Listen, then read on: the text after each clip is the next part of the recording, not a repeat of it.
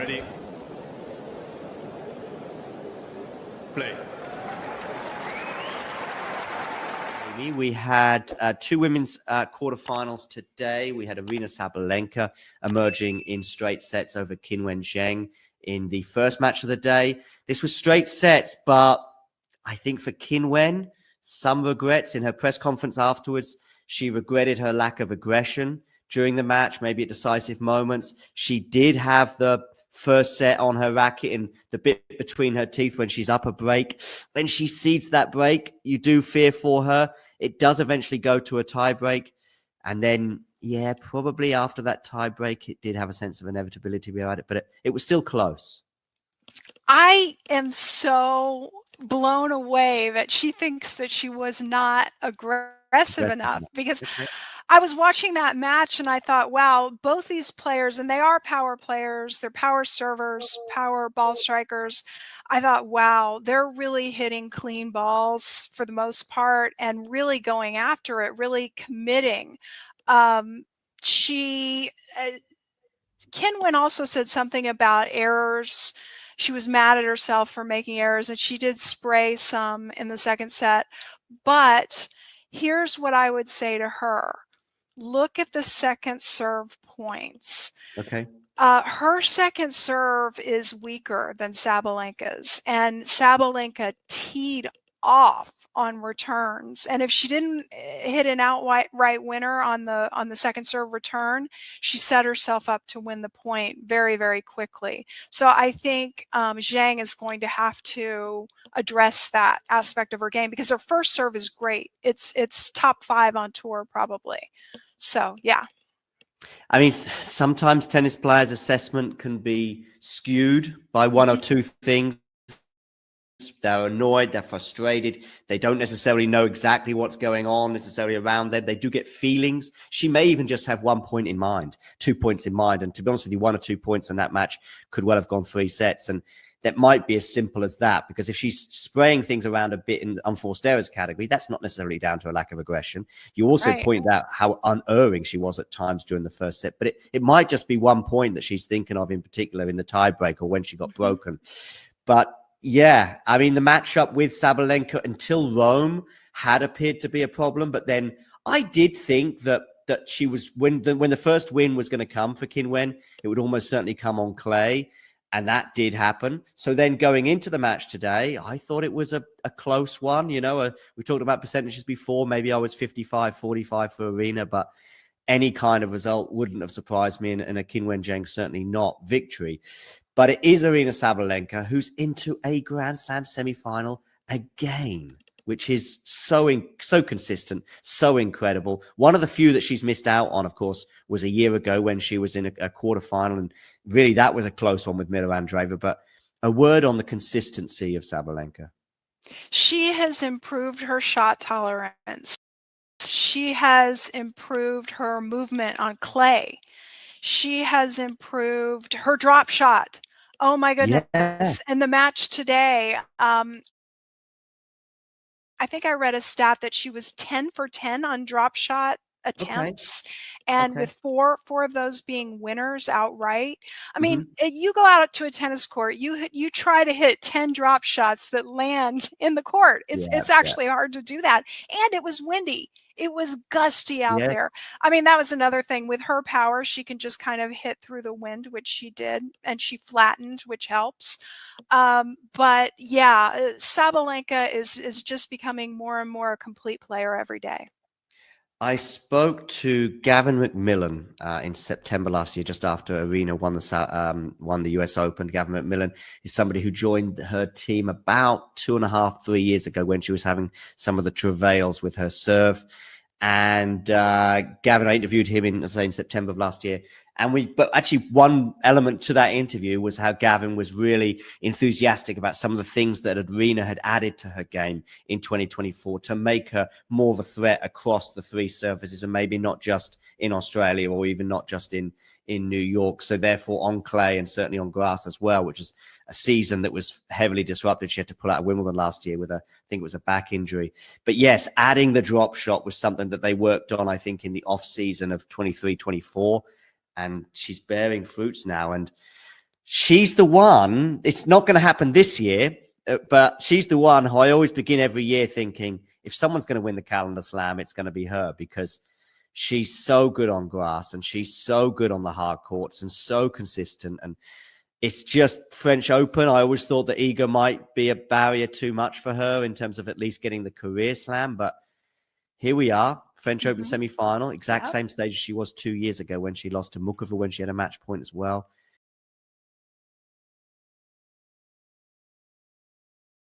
And yeah, I mean, I got really close last year of making the finals of French Open, like really close, still probably hurting, but it's okay. I always say, we're not losing, we're learning. I mean, I think that experience was really important for me to learn a lot of stuff, and hopefully this year I can do a little bit better.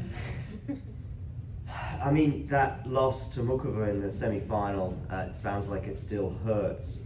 How can you use that, like during this season now in Stuttgart and onwards, to maybe fuel some success in Paris? Well, I think if I make it to the same stage of the tournament and I'm gonna stay there on 5-2-30 live, I'm gonna stay there thinking like, no fucking chance I'm gonna do this. I'm sorry, there's no way I can say it differently, but this is exactly how I'm gonna stay there thinking that no, not this time. Yeah. Anything more on Sabalenka before we sort of move over to her opponent? I mean, the matchup is really interesting given where the two players are at this point in their career. Sabalenka is a little bit older, but she's peaking. And Swiatek is getting over this controversy and trying to get her confidence back after a poor clay season, certainly by her standards. So I think, you know, it's like the curious case of Benjamin Button. They're meeting in the middle. Yeah. And it's should make for a fantastic match. Iga Swiatek coming through earlier on today in straight sets over Aryna Svitolina. I thought the Svitolina game plan was the right one, to be a bit more aggressive, especially on return. I felt the scoreline in the first set didn't do Aryna much justice. It was 6-1, but she had breakpoint opportunities on a couple of games of Iga's one game in particular. I think it was a 12-minute game, and she had a return of serve that really she should be making, and I know she was disappointed with that. The second set, she continued the same sort of philosophy and she stuck to the plan, even if it necessarily didn't bear fruits in the first set, and nearly forced a tie break, and then who knows. But ultimately, there was just maybe too many variables for Aryna to win that match, to go her way, at least on the clay of Châtelet. We've seen Aryna obviously beat Iga at Wimbledon in the past, and I think if that was on grass, we may well have seen a different result.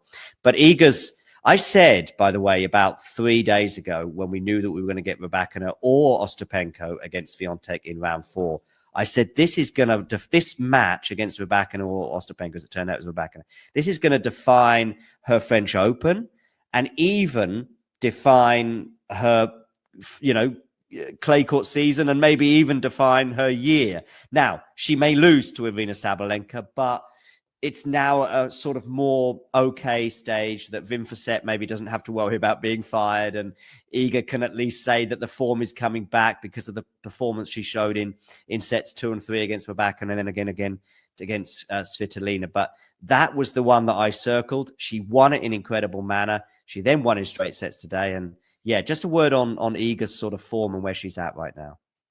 Two things with Iga that I've noticed. One, her serve is just getting a tiny bit better. Okay. I noticed that, you know, the way she closed out the match today with a couple of aces, her top line number, you'll have to do the conversion for me. It's 116 miles per hour. At 160 kilometers an hour, I think. Something Okay. like that. 116 miles an hour, yeah. So that was her top line. Her average was maybe around 106. Or a bit more, 186 kilometers an hour. So there we go. So it's inching up there. I mean, if you look at her Yeah. speeds from a few years ago, it's way up. But even from, maybe 12 months ago, it's just inching up. So this was a good serve performance from Iga, I thought. And I like her backhand. I noticed that Svitolina seemed to have a game plan to rally to the backhand. I mean, who wouldn't against Iga? Yeah, yeah. And even though, sometimes Iga's going to run around and look for forehand, and she did that because she moves beautifully. Iga did have to hit a lot of backhands, maybe more than usual. But the backhand held up so well. Not only did she have some winners off of that wing, but she also defended it very well. She's got the sliding Novakian open stance backhand, which she uses on defense, and it looked superb today. So slightly improved serve and backhand as a defensive tool being used very well for Iga.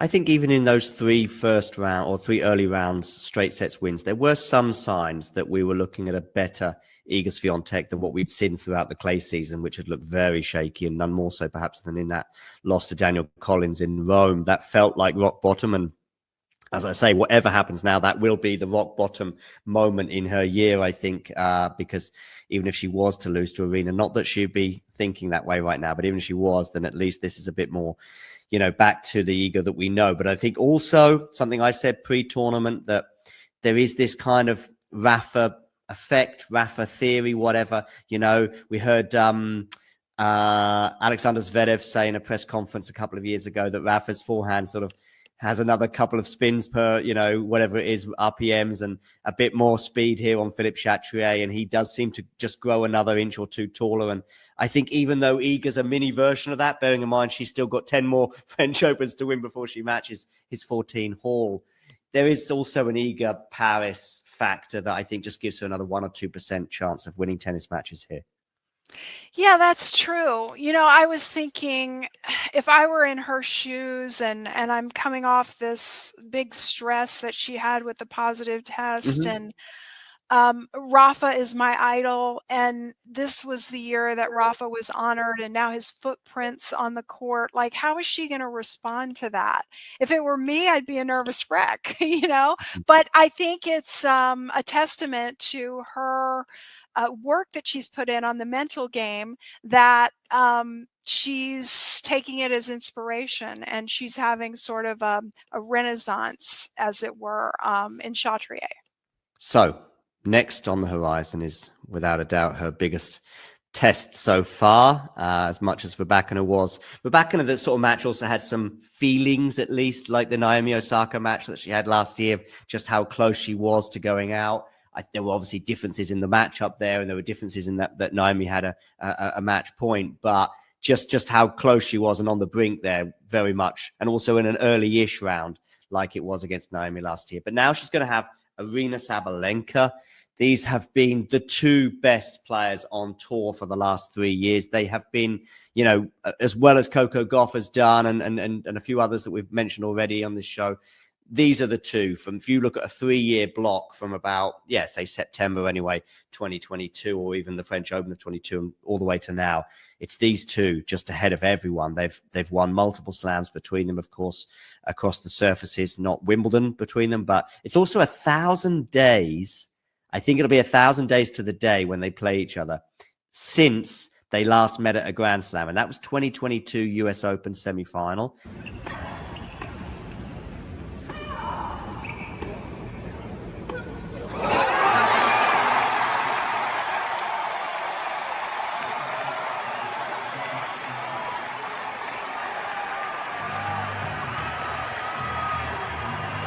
It was a match that I was at, was kind of on Aryna's racket. I think she was a breakup in the third. It was a really, really top match. This is pre sort of rivalry, if you like, sort of 2022, but the rivalry's obviously developed a lot with those two Madrid finals and how competitive they have been.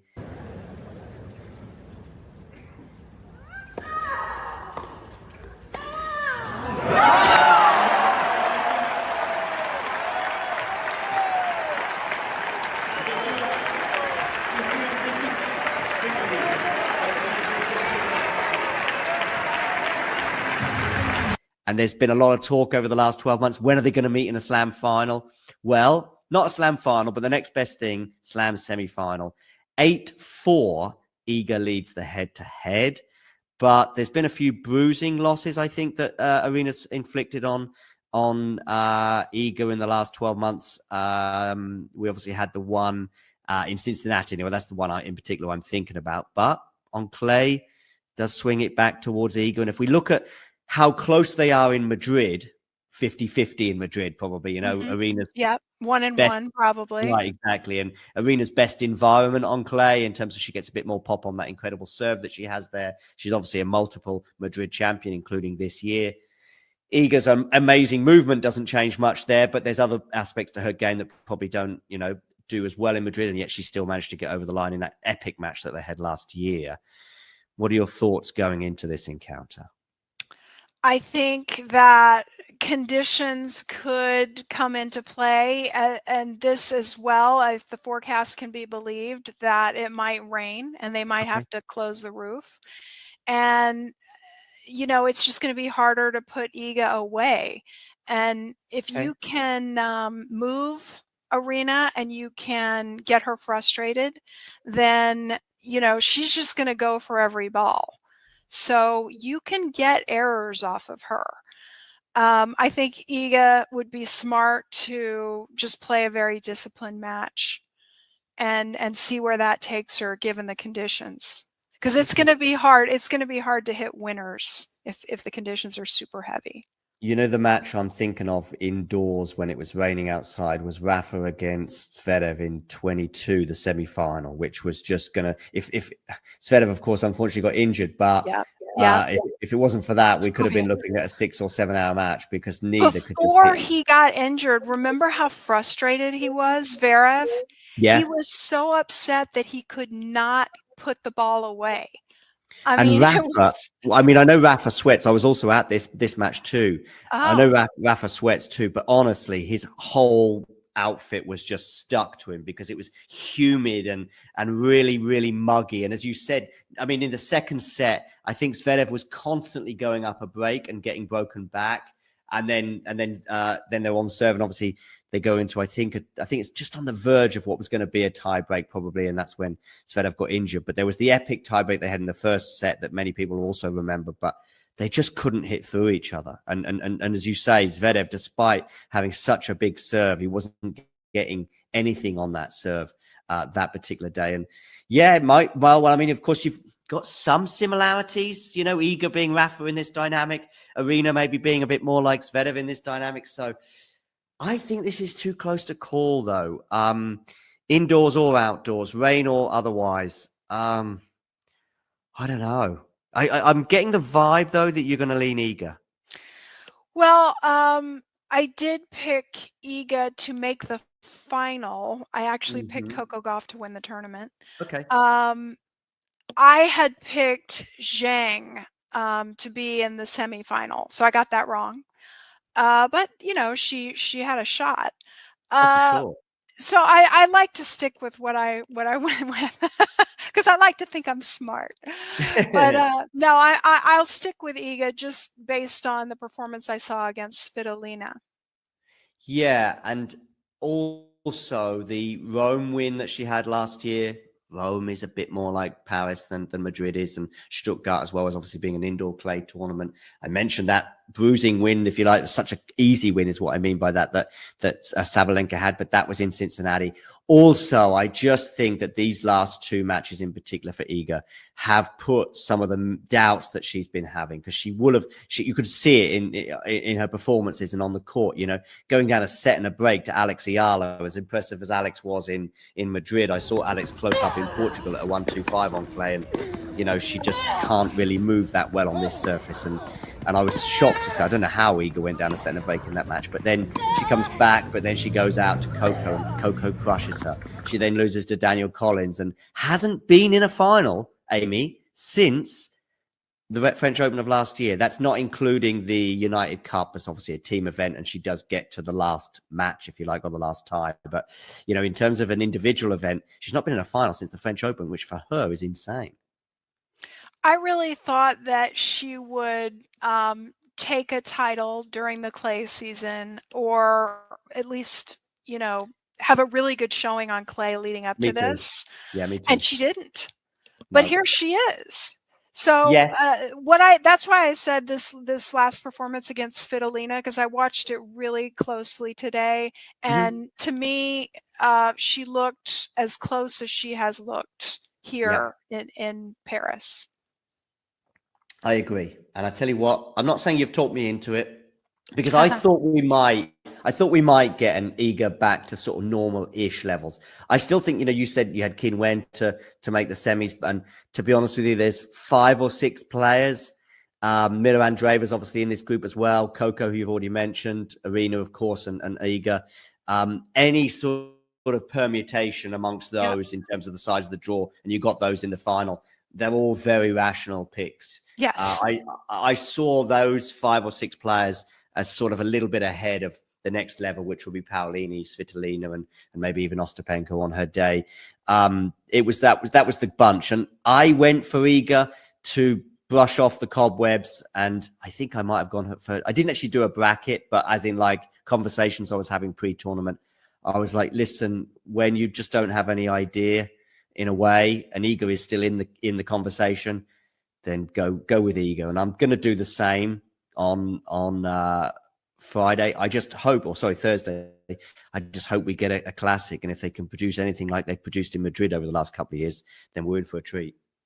I think so, and this may be, with the handful of players that you mentioned, this may be one of those circumstances where the women's game is slightly more compelling. It goes in waves. It goes in waves. So I encourage people to tune in for these last few matches. Yeah, definitely. 5 or 6 contenders on the women's side, and 2 on the men's. Don't forget about Djokovic. I know that's the one, and obviously Zverev too to some extent, but it's two that were way ahead of everyone else going into the tournament, but it may change as the tournament has evolved, and the further Novak goes, of course, the more he has to come into the conversation. But at least, just pre-tournament, certainly pre-Geneva anyway, so a week before the tournament, when the guys were all turning up doing their warm-ups and practices in Paris a week before, it was like, these 2 guys are way ahead of the field. Novak says, don't forget about me, wins his title number 100, gets his match win number 100. So, yeah, he's still there, but at least, listen, Novak can go on and win the title, but right now there's 2 players ahead of everyone else on that side, whereas I still have no idea who's winning the Women's French Open, because all of these girls that we just mentioned, all these women have all delivered until now. Now, they're going to start to knock each other out, but whoever goes on to win this title, if it's Mira Andreeva against Coco Gauff in one semi-final, for example, or Madison Keys perhaps as well. I mean, Boisson has been one of the stories of the tournament, but you'd imagine that will end at some point. But Madison Keys, by the way, is still on for a potential calendar slam. But I think she could lose every match for the rest of the year, and her year has still been off the charts great. But yeah, it's whoever wins it is what I'm saying. Is, let's say Iga wins this, beating Svitolina in the quarters. Before that, Rybakina, semi-final, Sabalenka, and either Mira Andreeva or Coco Gauff in the final. Wow, that would be a hell of a run to the title. And yeah, I guess I'm 51%, 49 in favor of her over Sabalenka, and then she's in the French Open final where she's never lost before at that point. Let's say in 3. How about that? Oh, for sure. I mean, 51-49 is a 3-setter. Yes. Anyway, listen, big thanks, Amy, for coming on today. Absolutely. It's always fun. Anytime.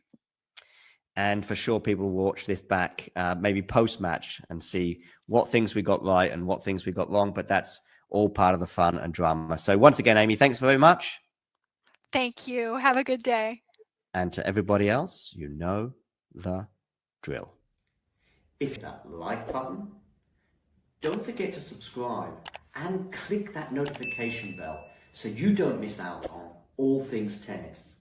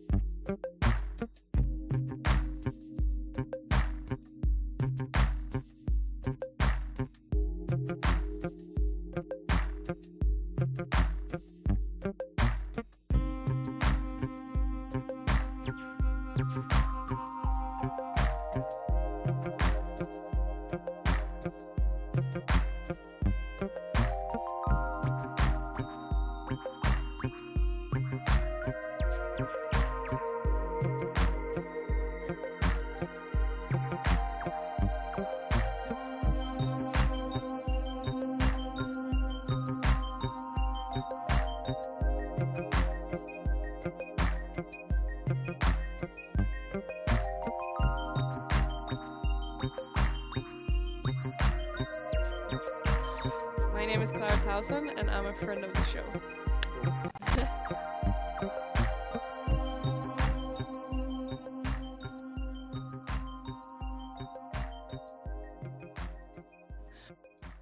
If you enjoyed this video, make sure you hit that like button. Don't forget to subscribe and click that notification bell. She's now going to come up against Alex Ayala, and it's going to be another one of those where, you know, every match that Ayala's probably played pretty much in this tournament, she's been a huge underdog in most or all of them. I mean, the volley nets one was her first round opponent. My name is Clara Towson, and I'm a friend of the show. I am Francisca Jorge, and I'm a friend of the show. Perfect. Hi, my name is Susan Leemans and I'm a friend of the show. My name is Zainab Sammaz and I'm a friend of the show. Boom. Hey guys, my name is Sasha Vickery and I'm a friend of the show.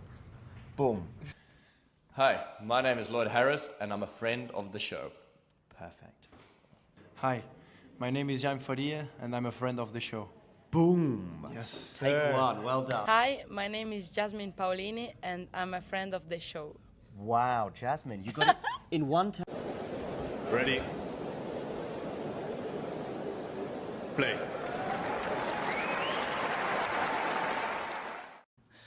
My name is Clara Towson and I'm a friend of the show. Boom. I am Francisca.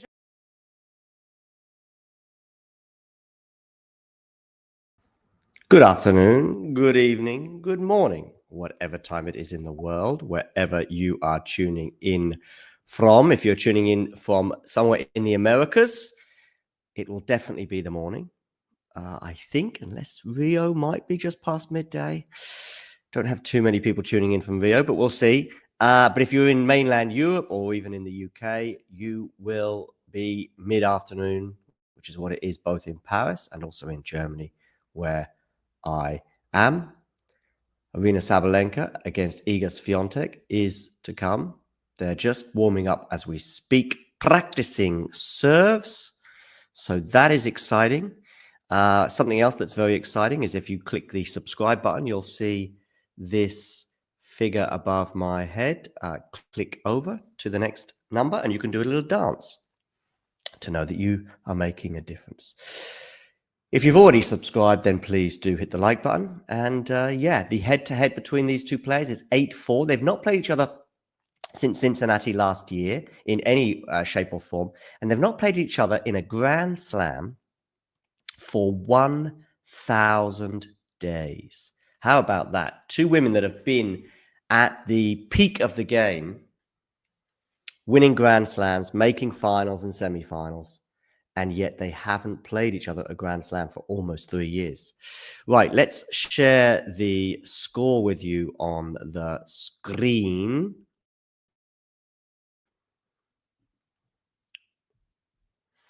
As they get underway, we'll see who's serving first in a moment. I think it's going to be Iga Swiatek to serve first. Yes, it is. I see the ball kids getting ready to give Iga some balls, and Aryna is ready to receive. What do we make of Novak Djokovic's win last night over Alexander Zverev? Pretty impressive stuff from the 24-time Grand Slam winner. Also, let me know what your thoughts are on this match. But also, we've got a poll going on YouTube as to who you think is going to win the women's tournament. So get voting in that. 3:10 local time, and eager to serve first. She goes down the tee. Backhand return from Aryna Sabalenka is into the net. I know it's just 1 point, but actually Iga should be disappointed with that. But I think in the way tennis is and the fact it's obviously such a long game, you don't think about these things too much psychologically. But I think if that was a point at a deeper and more important moment, I think Aryna would be disappointed with that return. Anyway, 15-love. Iga goes out wide, and it does go wide. So it's going to be a second serve here for Sabalenka to look at. I said I would share the score with you on the screen. I'm going to do it right now. Backhand return from Aryna, by the way, has forced the error from Iga Swiatek, and she's gone long, so it's 15-all. I think that return dynamic is very important today and may well decide who wins this match.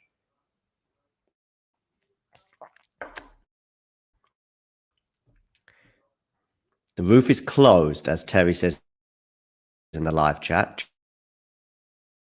Just making that these conditions in Paris, big stadium, it will get a lot more of the outside kind of vibe because it's just that much bigger.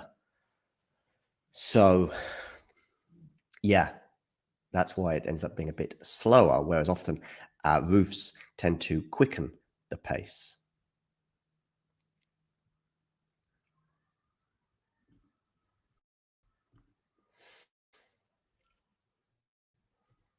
Ah, yes, I want to share the screen. Sorry. Share the score. Aryna attacking, Aryna attacking, Aryna attacking. But Iga responding? No, she's gone wide. So we can have 2 break points already in this first game. Remember what I said about the first point?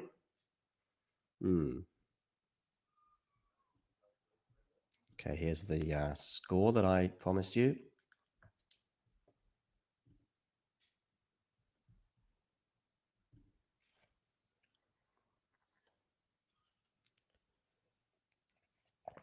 Goes into the net on the first serve.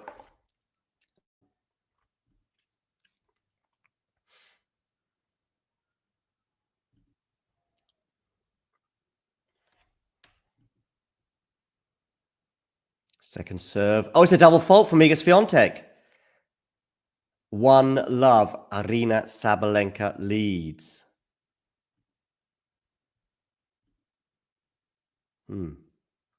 Well, turns out that first point of the game wasn't so important in the end. Sorry, Snehel, just seeing your question now. Whom will it favor the roof being closed? I don't think it'll make any difference. Don't think it'll make any difference. It makes Iga a little bit more attackable on that return of serve, but it also, does not mitigate, but maybe lessen one of Aryna's biggest weapons, which is obviously her serve. So that should even itself out.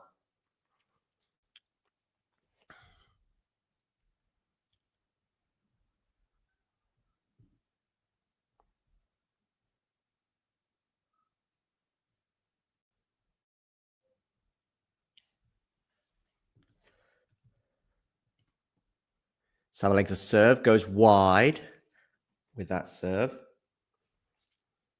So it's a second serve for Iga Swiatek to look at. Backhand return from Iga. Backhand from Aryna down the middle. Iga getting lovely shape on the forehand there. Aryna defending.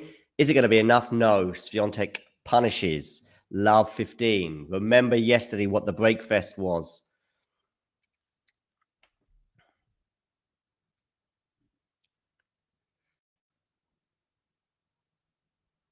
Terry thinks it might favor Saba. Okay. Is that just because she's won the first game, Terry?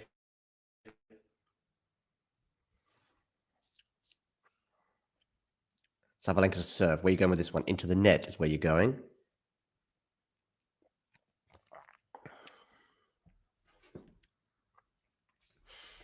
Going to be speaking to Steve Flink later on today. We're going to preview the women's final. And Iga goes long, so it's 15 all.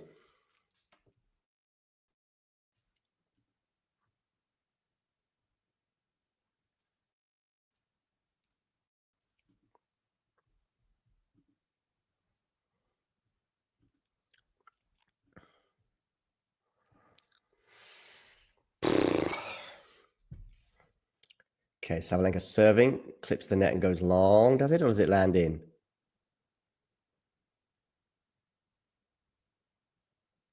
She's annoyed that serve didn't land in. 15 all, second serve. Backhand return from Iga. Forehand from Aryna. Iga on the defense. Is this going to land in? No, it's not. 30-15. Why is Aryna so annoyed? Is it just because of that first, those serves not landing in? Oh, look, there's Aryna's team. Shane Leonage and Gavin McMillan, both been on the show before. Do check out our interviews with them, particularly Gavin's, which is, I think, the most recent interview we did.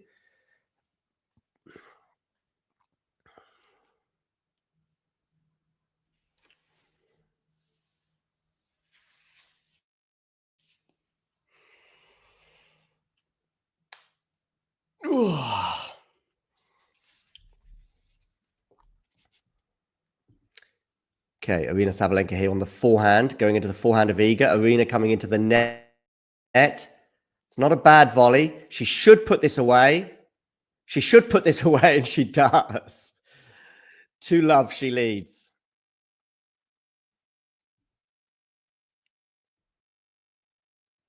Terry thinks the roof being closed will favour Aryna, but I think that's because he's an Iga fan. He's saying that.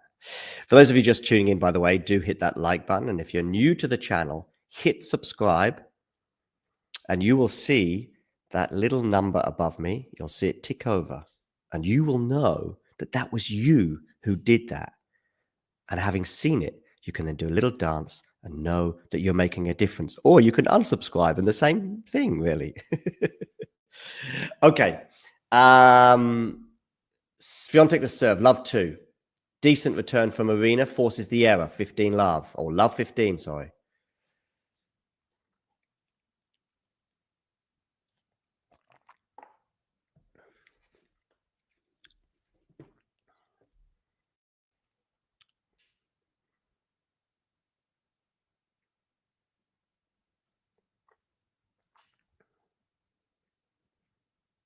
Goes down the T. Forehand return from E. Aryna Sabalenka. What a venomous return that was.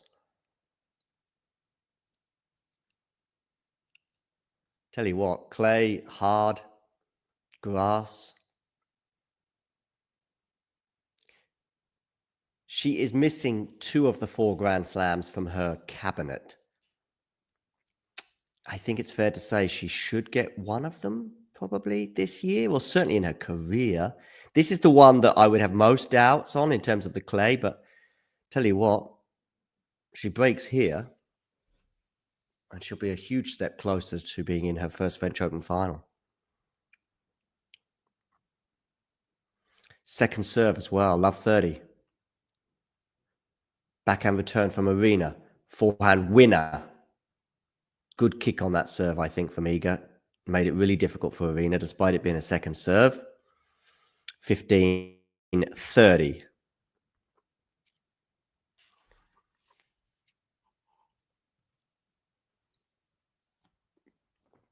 Remember how slow Iga was to get started in her match with Aryna Rybakina a couple of rounds ago, in the 4th round.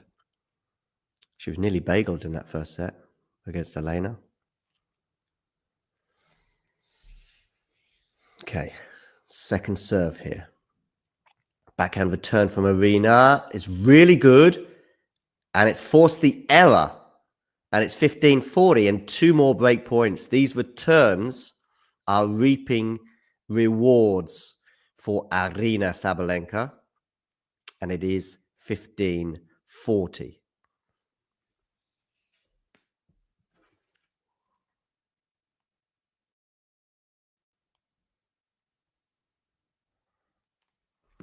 Swiatek to serve, goes down the tee into the body of Aryna. Forehand winner, though, deceives Aryna. She doesn't quite get her footing right there.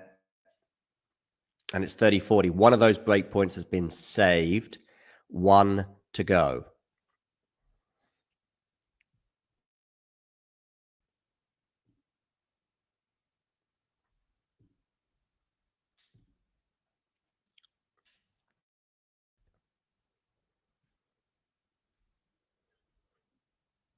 Goes into the net on the first serve. Second serve here for Aryna Sabalenka to look at.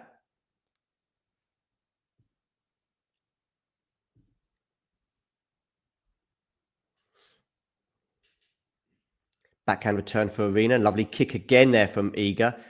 They're into the rally right now. And Iga's gone long. So it's a break of serve once again.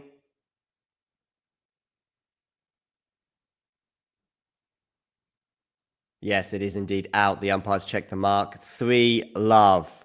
Aryna Sabalenka out of the blocks pretty quickly. The number 1 seed, the world number 1 by some considerable distance. She will only be widening that gap, I would imagine, right now, bearing in mind she had a quarterfinal to defend in this French Open. And regarding her grass court season, of course, I think she only played Berlin last year. I think Berlin as well, she either retired or withdrew at the quarterfinal stage. I think she retired. Didn't play Wimbledon, so only points to be gained for Aryna at the moment. It'll change, of course, when we get to the hard court swing in North America, but that's a while away yet. That'll be August, September. Anyway, regarding the present, she is up 3 games to love, and the huge and big significant dynamic thus far has been the return.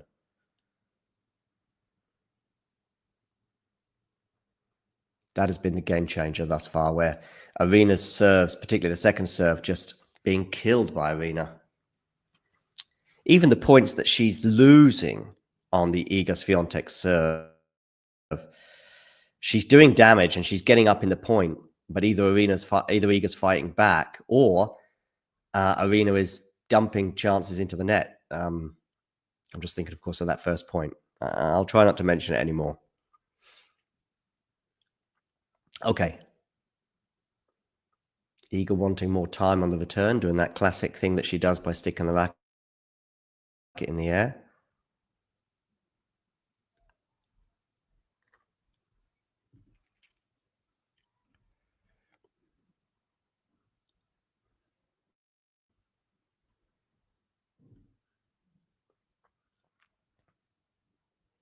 Okay, Sabalenka to serve here at 3-love.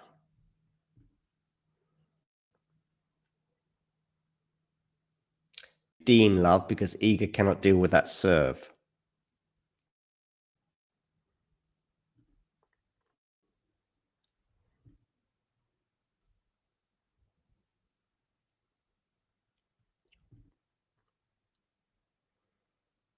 We'll be talking to Steve Flink later today regarding the women's final.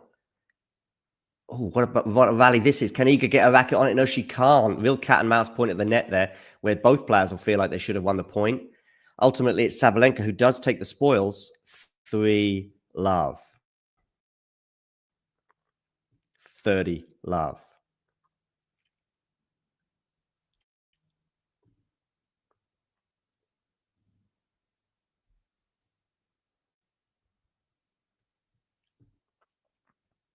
First serve goes out wide from Sabalenka.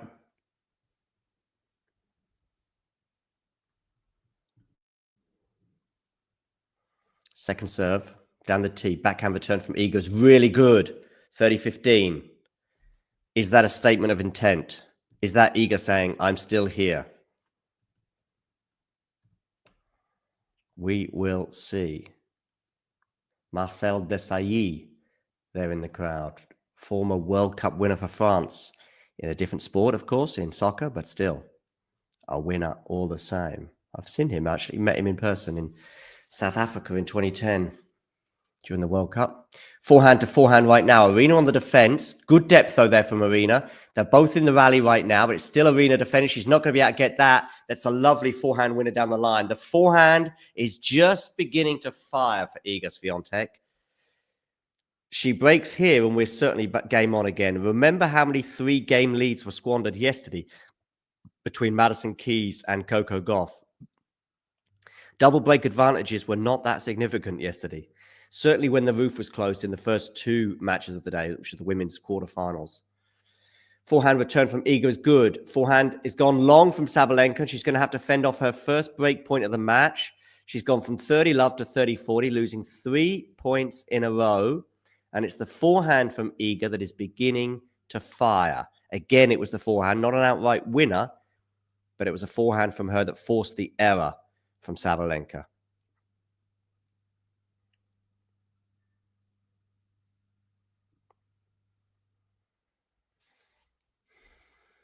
Backhand return, backhand down the line from Sabalenka. She's going to get a net call go her way, and Iga is unable to punish that slow ball. Sabalenka got a bit lucky there with a net cord.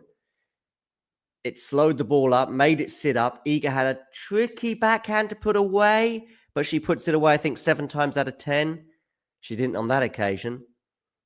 Shane Leonage there in the crowd. That's the stat and data guy for Aryna Sabalenka. He's got his iPad out, just seeing how the points are being won and lost and seeing if he can pass on any invaluable information to the coach of Aryna Sabalenka, which will obviously then eventually get to Aryna herself.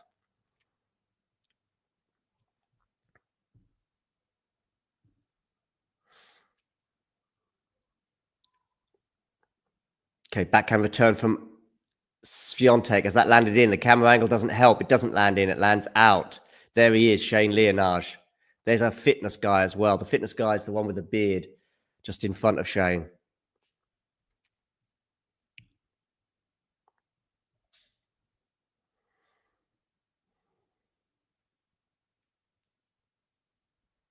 Okay, Aryna Sabalenka, where are you going with this serve? You are going down the tee, but you're going to miss it. You've got a game point here for 4-love.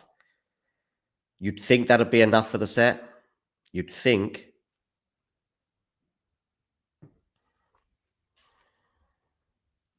Aryna Sabalenka, backhand return from Iga into the backhand of Sabalenka. That's a really good backhand, but good defense from Iga. Drop shot there from Sabalenka is not going to win the point, and it doesn't win it at all. I was going to say it doesn't win it outright, but Iga does well there to chase that down. Deuce.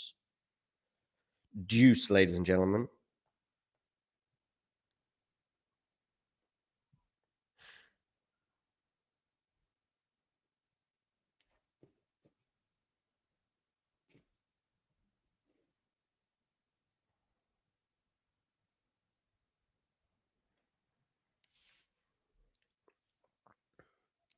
First serve is into the net from Aryna Sabalenka.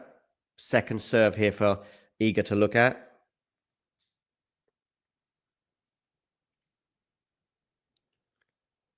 Backhand return from Iga's good. Aryna's crouching down, but Iga's going to put that forehand away from a fairly neutral position. Did really well there, Iga Swiatek. Maybe the ball was just a little bit short from Aryna, but she was on the stretch. And we've got another break point. 5.5 minutes this game has been so far. We've had a couple of break points come and go for Iga Swiatek so far, or at least one come and go, I should say. This is her second break point opportunity.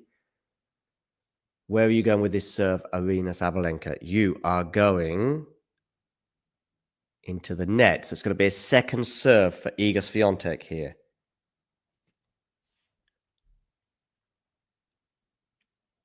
Where are you going with this serve? You are going into the backhand. It's a good return from Iga, but what a forehand winner that is, though, there from Aryna Sabalenka, saving the second break point. We're back to deuce. We are back to deuce, ladies and gentlemen.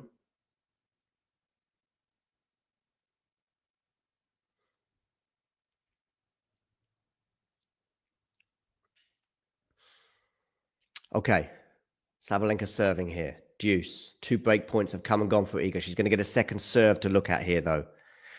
How is this going to pan out? Deuce number 3 of the game. Sabalenka has had a game point as well. Come and go.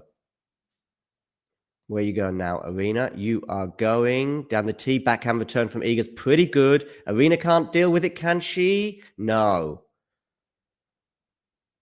Another break point for Iga Swiatek. Her third one of this game. You would think 4-love, and we need to be looking at the next set. Top shelf hitting from both this game, says Jay. Hi, Jay. How are you? Hi, Terry. How are you? Snehil. How are you doing, by the way? Good to have Snehil with us today, an Iga Swiatek fan. Forehand return there from Iga. Is going to miss the line by centimeters. We're going to have it checked, are we? Oh, I think it's going to be called in. It has been called in. 3-1. So we've got one of the breaks back for Iga Swiatek.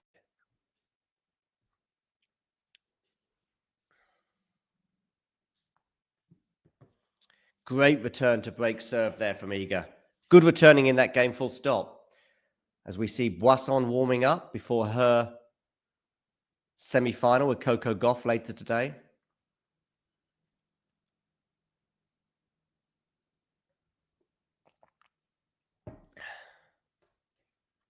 Iga Swiatek here serving. A little bit off balance. If she holds serve here, that'll certainly give something for Aryna to think about.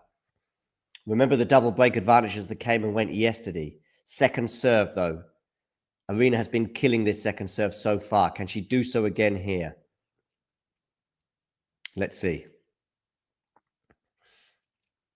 Serve here from Swiatek. Goes to the backhand of Aryna, and it is being killed. Look at that. Backhand return winner.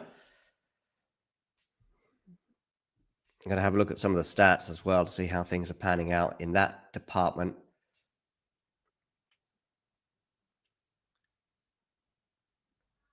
Wonderful return of serve.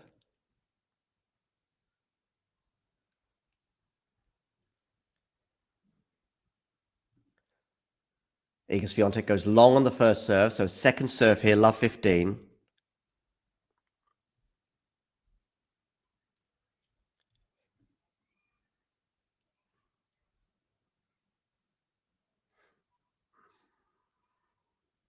Backhand return from Aryna. Good depth on that return. And another backhand winner from Aryna Sabalenka.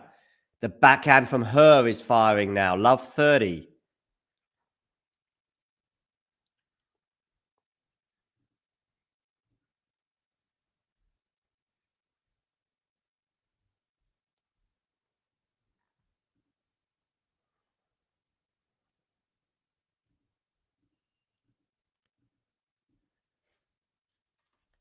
Wait.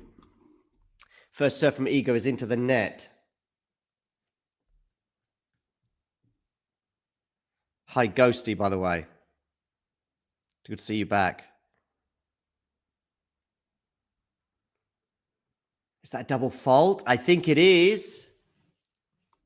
Yes, it is. Love 40. Ali thinks the roof being closed is likely to favor Swiatek. I would say it's 50-50. I think it takes a little bit off the Aryna serve, which is one of her weapons.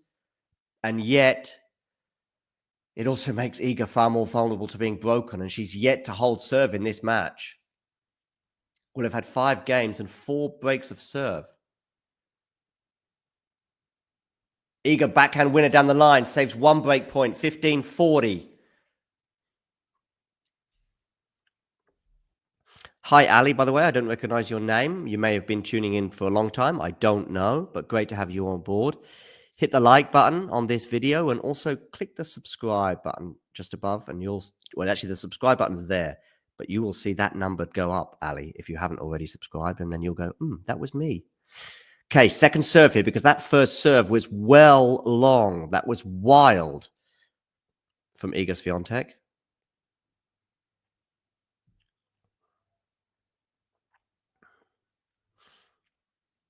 Backhand return here from Aryna. It's not won the point outright, but it's forced the error, and Iga Swiatek has been broken yet again. She's unable to hold serve today. 4-1 Aryna leads. When Aryna was broken in that previous game, and there was the line call that was so close and just went against her, she just shrugged it off, and I thought, that's interesting how she doesn't seem to be bothered by that break of serve. And maybe she just thought, doesn't matter, I'm just going to go and break Iga again. Swiatek's first serve average speed has increased. This is an interesting stat, to 170 odd kilometers an hour. Whereas when she first was breaking out, say at 2020 Roland Garros, it was 156.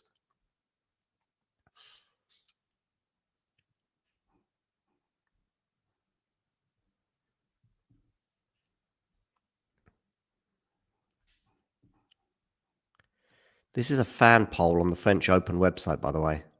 Look at that. 59-41. From 25,000 votes.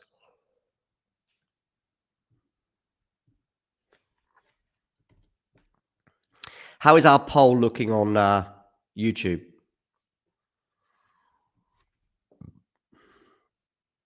We've got a poll for this, not this match, sorry, but for the tournament, haven't we? We've got Sabalenka and Swiatek very much out in front in terms of who people think is going to win the title. So pretty much most people think the winner of this encounter will go on to take the title. Okay, Sabalenka here serving at 4-1.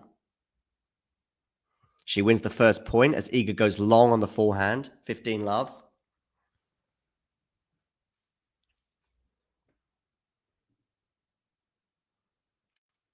Just 5% thinking Boisson. That's 5% more than I might anticipate. Maybe that's heart, though, rather than anything else.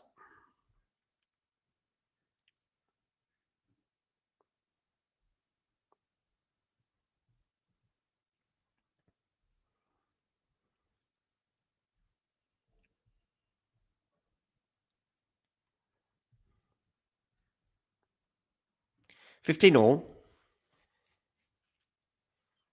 Would be very cool, Ghosty. Would be very cool. But well, I understand why she's being made the 4th favourite, put it that way. It's a really good question here from Snehil, by the way. At 30-15, Sabalenka.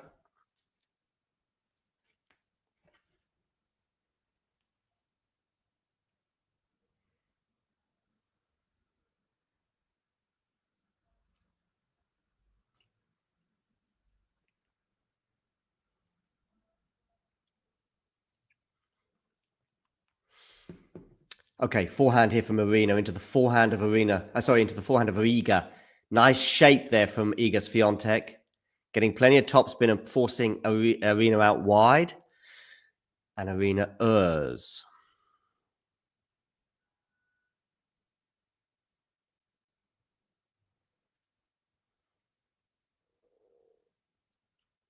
Ghosty, very good. Very good. All forms of English are welcome here. Even the kids on the street kind of English. Iga goes long there with the forehand. We've got a game point here for Sabalenka. She's only been broken once so far in this match, but it was a fairly epic game where Iga, I think, needed her third bite of the cherry to get the job done. She had 2 break points come and go before she got on the third. And even that third was a really good return, but it was centimeters from landing out, maybe even less. Is that an ace from Aryna? I'm not sure. Did it clip the net? I thought it clipped the net, and I think Iga thinks it too. Wait, what's going on?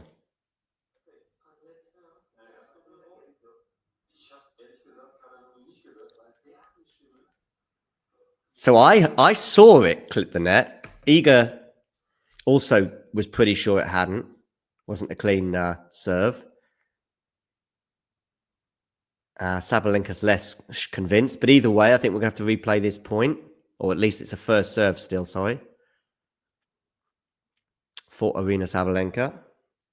Where are you going with this serve? You are going down the body, but it's going to be a second serve.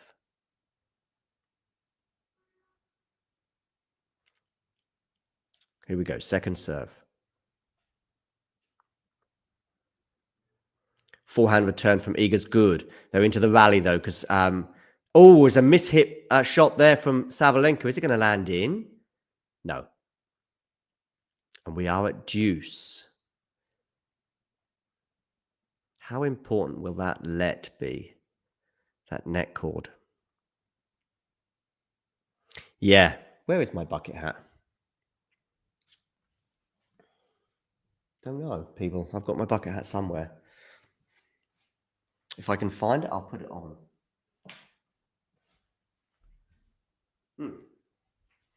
It's in here somewhere. I'll try and scoop it out at some point.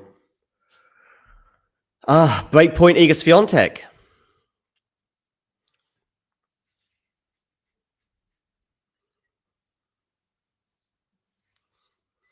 Aryna's team just offering her some encouragement. She was 40-30. She thought she'd hit an ace, but apparently it was a let. A let is what I saw as well, and I think Iga saw it too and was dumbfounded. Oh, good serve there from Aryna Sabalenka. I say a good serve. Maybe it was just a little slower. It felt a sort of a hybrid between a first and a second serve. Don't know if that deceived Iga because she then dumps the backhand into the net as we enter the 6th minute for this game. It's back-to-back service games for Aryna that have been a slog, where she's had to fend off break points in both games. Of course, actually the previous one, she was broken before immediately breaking once more.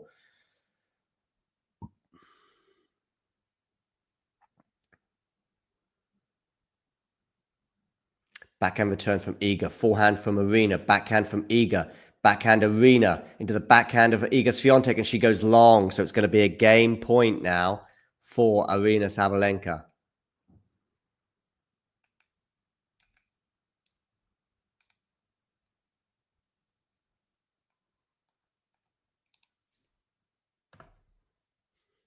Can she hold serve here? Game point, Aryna Sabalenka. Where are you going with this serve? You are going into the backhand of Iga Swiatek, who's going to kill it down the line. And we're back to deuce.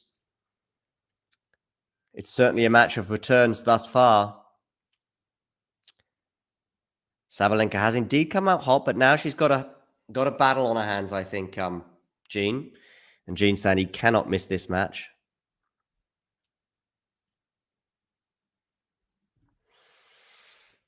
Do answer Snehill's question there, by the way, whom you think it will favour this roof being closed. Forehand to forehand right now. Aryna into this rally. Is Iga going to win the point out right there? Aryna is defending, and it's going to land out. It's going to land out. So, break point, Iga Swiatek.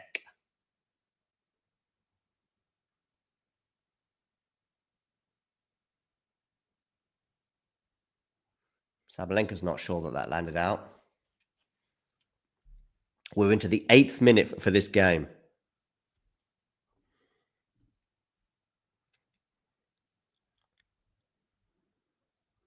I'm not sure she really owns it that much, Ghosty. How many times she won it? Once? Twice? Twice, I think. She was unbeaten there for like 2 or 3 years, that's true. But it's not quite Paris levels. It's not quite Novak Melbourne or Rafa Paris. Forehand return here from Iga. She's on break point, remember. Forehand down the line. It's going to win the point, and she breaks serve. She breaks serve.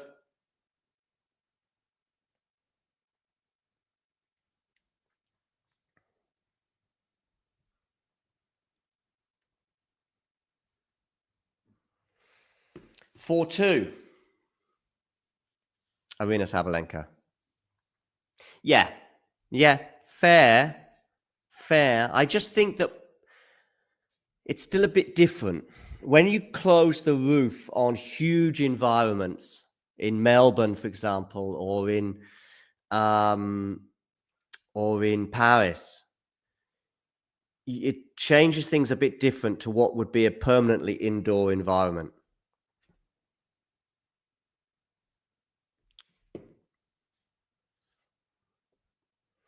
Forehand to forehand right now. Lovely forehand down the line from Aryna. Was it actually? It might have gone long. I think it did go long. Very good, Ghosty.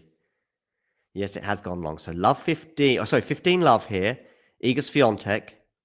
Remember, she's yet to hold serve in this match. Her 2 games have both been breaks on the Aryna serve. But she is 15 love up here. Going to leave this question from Snehill on the screen because I like it.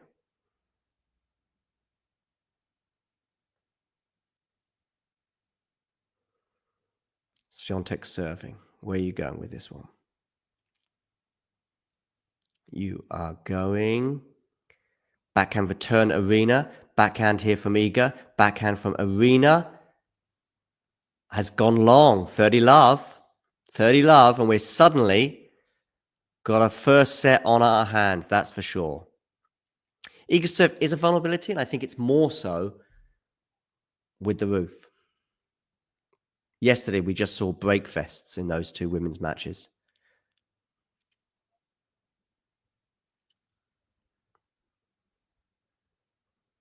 Okay. I think that was Sabalenka's first backhand unforced error of the match, which is pretty impressive to get this far. Forehand return. Backhand from Iga. Defense here from Aryna. They're still in the rally. Good defending from Aryna. Aryna having to defend, but can she defense into attack? She can't put that volley away, though. She's struggling right now. The momentum feels like there's a guy in Iga Swiatek's box, by the way. It looks like Tommy Paul. There was rain, Ghosty. There was rain. Saba was crushing the return, Gene. Okay. I was at their other Grand Slam match 1,000 days ago in New York. Good return there from Swiatek. From Sabalenka. 40-15. So yeah, they played exactly 1,000 days ago. How about that? And I was at that match in New York. Well, he's got more time in terms of his personal life these days, I think, bearing in mind he's not with the same lady that he was at. Remember that lady who was hugging him and trying to kiss him in Queens last year? Oh, look at that backhand down the line from Sabalenka. Iga will be keen to get over the line here at 40-30 because she was 40 love up.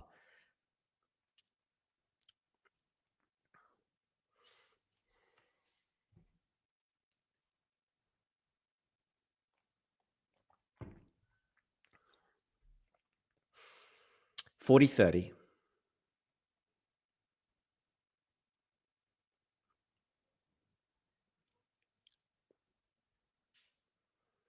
Backhand return. Oh, lovely kick serve there from Iga. Sabalenka can't deal with it, and it's 4-3. This match has an entirely different complexion right now. Aryna was up 4-1 with a double break, but one of those breaks has come and gone, and now Iga has just held for the first time in the match. Remember those 4-1 leads yesterday? Didn't mean a lot, did they? Didn't mean much at all.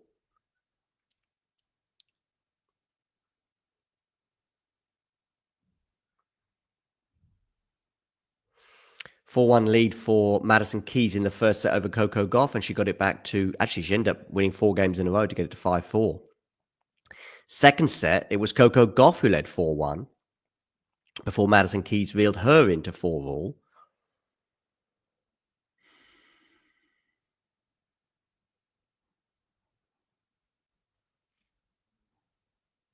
Don't know what Iga is saying to her team there, but it didn't look something great. Anyway, 4-3 Sabalenka. If this was at Wimbledon, this was even on a hard court, especially a quick hard court, you go, well, still got the break advantage, but not sure what the break advantage means these days in Paris with the roof closed. Good to see a decent crowd, but it is a Grand Slam semi-final, so come on.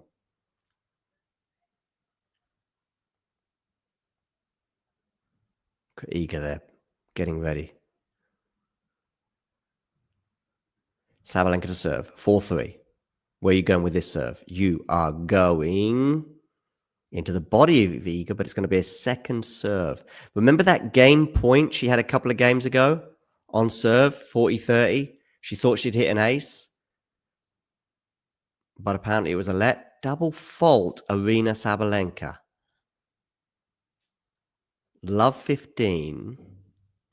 And suddenly, this match is feeling very, very different. It's the first double fault of the match for Aryna Sabalenka. It's going to be a mental challenge now to get over the line in this first set. And she's not getting her first serves in, much to her chagrin. Good catch from the ball boy.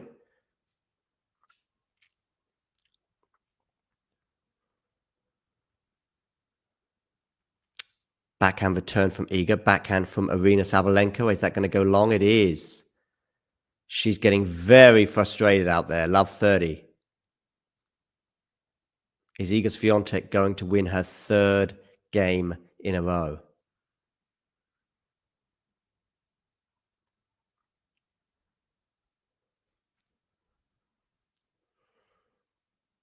She can't quite get over the line in the biggest tournaments of all this year. I know she's won 1000s. Lovely forehand winner there from Aryna Sabalenka. She looks to the heavens and says thank you.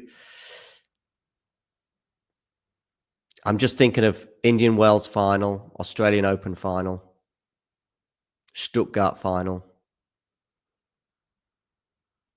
She's won Miami. She's won Madrid. Second serve here for Swiatek to look at. I think she's aiming for her 6th or 7th final of the year.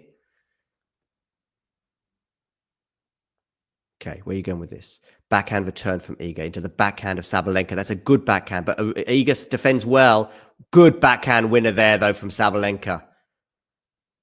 It was a short ball after Iga did well to defend that. She was on the wrong foot. But still, Aryna had some work to do. But she did it. 30 all. Okay.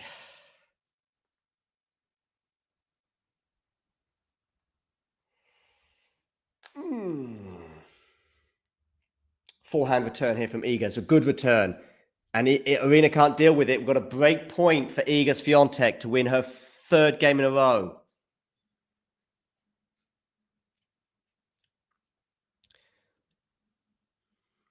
You'd think this game is so significant. The person who wins this game will be a warm to hot favorite to win the set. You might think, well, that's a bit big in terms of the scoreline because it would only be 4-all. And why would Iga be a huge favorite? It's just about momentum. But 5-3 Aryna, and it might well be enough. Second serve for Iga Swiatek here to look at. Break point.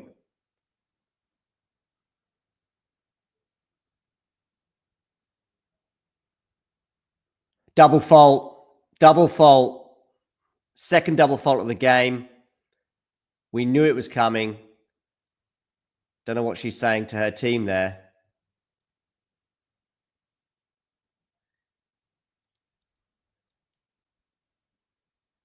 Four all. 42 minutes. She's going to have to gather and compose herself. Concentrate on your breathing is what Novak would say. Come on, Iga, says Kuba. Hit that like button, Kuba, and subscribe to the channel if you are new. I don't know what Sinner fans have done to annoy Ghosty today.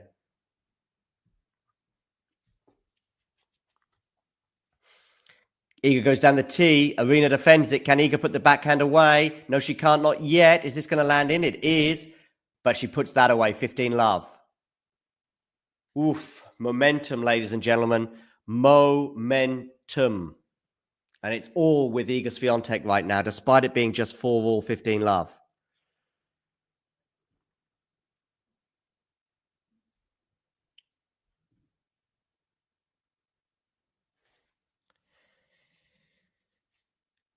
Where are you going with this serve, Iga Swiatek? I do think that semi story, though, Ghosty, has got to be put to bed for now because she's won so many semi-finals as well. Second serve here for Sabalenka to look at. Remember how she was killing these second serves earlier on in this set? Can she kill this one? We'll see.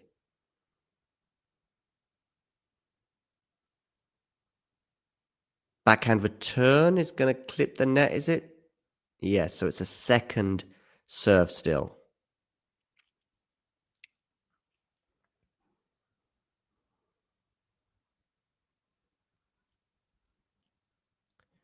Backhand return here. Is that a winner?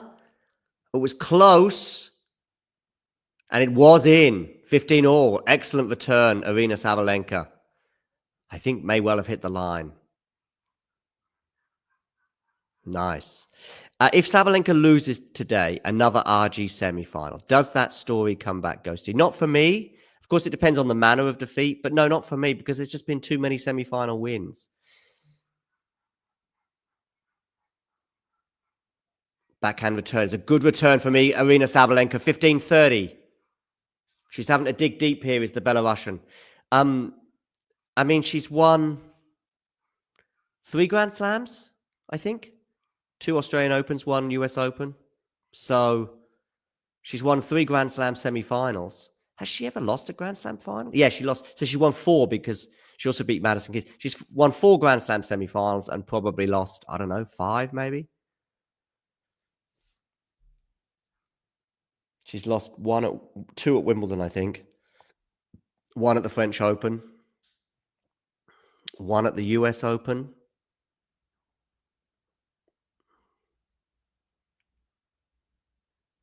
Good backhand down the line there from Iga. Well defended, though, from Aryna. Really well defended. Oh, but she's fallen. But I think she's okay. 30-all. I haven't seen this before. I'm going to watch it again. Oi, I see it there. She just got her foot stuck in the clay.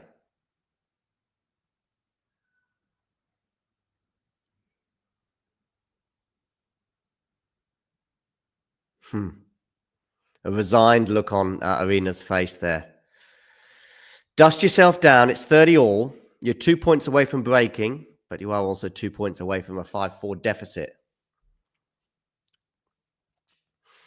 Let's see where you go with this serve, Iga Swiatek. I think you will go forehand. You're going to go out wide. Yes, you do. Second serve, though. I think you'll go to the same spot.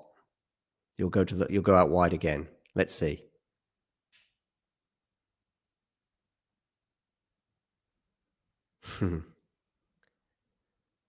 Oh no, she goes to the backhand.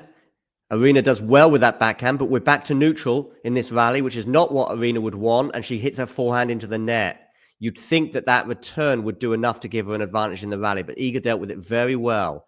40-30, game point for the pole. C-Lock here asking on Twitch, how did Sabalenka blow the 3-love lead? I think she found one or two moments a little bit difficult mentally. I mean, there was two double faults in the previous service game. The forehand is beginning to fire a little bit from Iga. Talking of forehands firing, what about that for a return? As she gestures to the crowd, up and down, up and down. She wants that to get the recognition it deserves. It was a great return of serve. Deuce. C-Lock's TNT is not working. Feel free to join us on YouTube as well, C-Lock.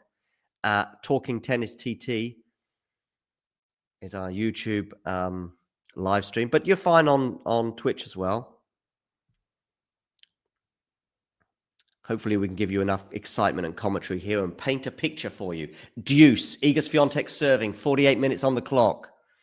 Where are you going with this serve? You are going into the backhand of Aryna Sabalenka. Backhand, lovely backhand there from Iga. Aryna defends it pretty well, though, but she's going to be able to defend that forehand. Not sure. Is this going to land in? Yes, it is. Well defended, Aryna Sabalenka. She's going to have to defend again.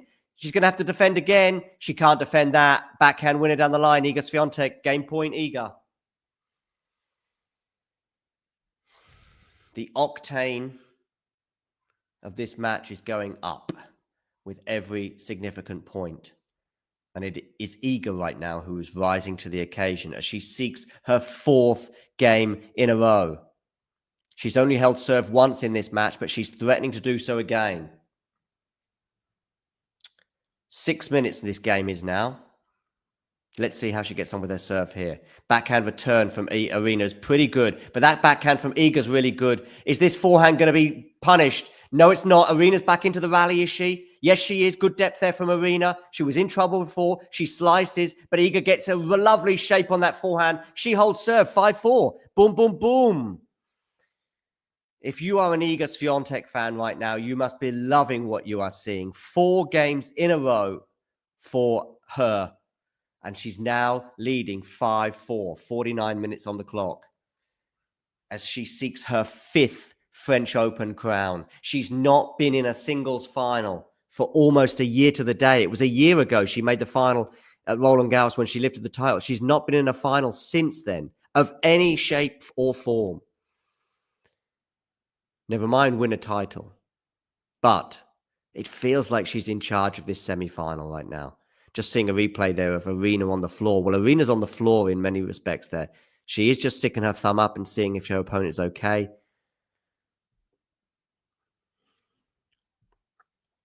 Yes.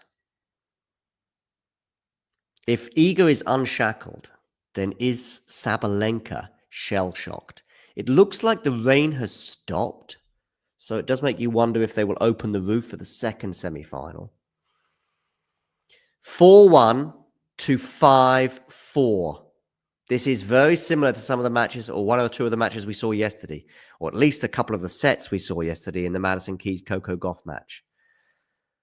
So, Sabalenka here to serve 4-5. The world number 1 has lost the momentum very much in this match, losing 4 games in a row. Remember that game point that she had at 40-30 to hold serve for 5-1. And there was what she thought was an ace, but it clipped the net. Lovely forehand winner there from Aryna Sabalenka. 15 love.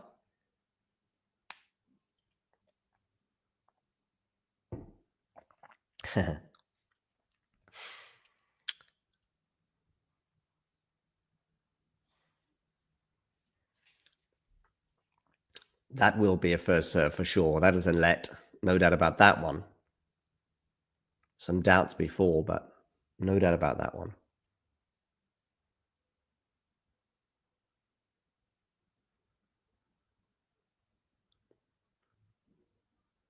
Backhand return here for Iga. Goes into the net. 30 love. It's been a while since Sabalenka held serve. It's been a while since she won a game. Probably about half an hour. Thank you, C-Lock. Appreciate the compliment. Okay. 30 love here, Sabalenka. Where are you going with this serve? You are going to the forehand of Iga. She's going to defend it, but it's not going to be defended well enough because it's an unreturned serve because it landed out. 40 love. And yet you wouldn't think Aryna had won that point with how frustrated she looks.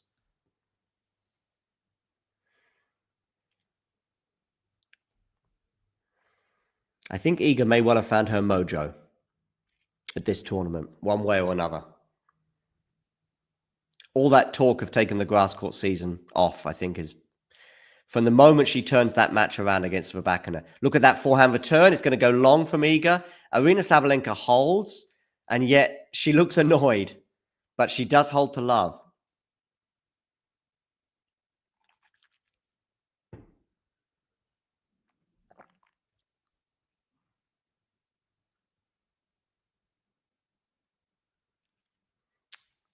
Words of encouragement from her team. She has stemmed the tide. Has she finally halted the eager flow? Let's see. 5 games all. Tense moments now, just after 4 o'clock local time. This set is definitely going to be going beyond the hour. Iga Swiatek to serve. Backhand return. That backhand return, I'm surprised that Iga is going for that on the serve as often as she is today, because it's the backhand return that I think has been so effective for Sabalenka. Probably more so on the second serve than the first serve, which might well be why Iga's choosing to go to the backhand sometimes on the first serve. Anyway, unforced errors on the forehand side today. Swiatek has hit 9. She's almost in double figures for that. Good serve there, but well defended from Aryna. She's going to have to defend again. Oh, my goodness me! What a forehand passing shot from Aryna Sabalenka. Sabalenka, take a bow. She was so far on the defense there. She was heading so far out of the court. I thought she was getting an Uber home to her hotel. And yet, she wins the point. And yet, she's unscrupulous in her reaction. Love 30.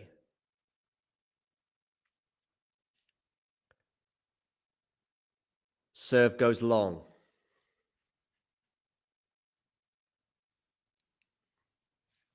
Second serve. Wow, says Ghosty. Wow, indeed.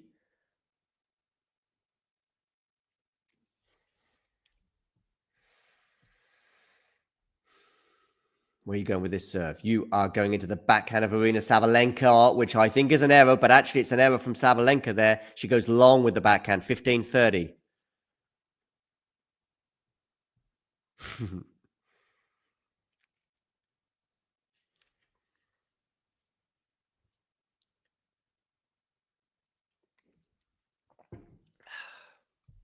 Okay, Sabalenka here on the return.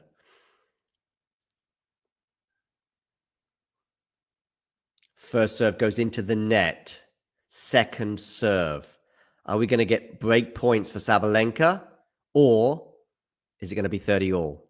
Time will tell. Where's she going with this serve? You'd think into the forehand. No, she goes to the backhand, but Aryna is actually pushed far out of the court. She's got a forehand here, though. Feels like she's on top of the point. She's on top of the point, ladies and gentlemen.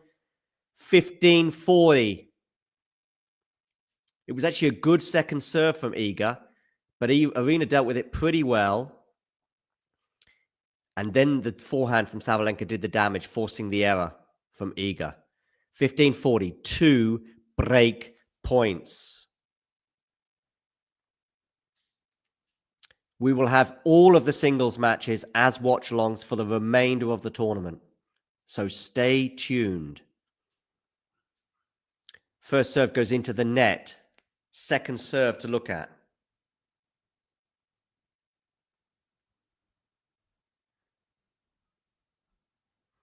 Second serve. Run around forehand return from Aryna is really good. And I think she's going to break. She is, ladies and gentlemen. She has broken the Iga Swiatek serve. She's broken the momentum. But has she broken Iga's will in this first set? We will find out shortly. We will find out shortly. 56 minutes on the clock. I vowed that we would go beyond the hour. Well, bearing in mind we have a 90-second change of ends, it'll be 58 minutes by the time they return to court. So unless Aryna hits 4 aces, I think we're going to go beyond the hour, whatever happens for this set. But that's the gauntlet I'm laying down to you, Aryna. Hit 4 aces and get it done in under an hour.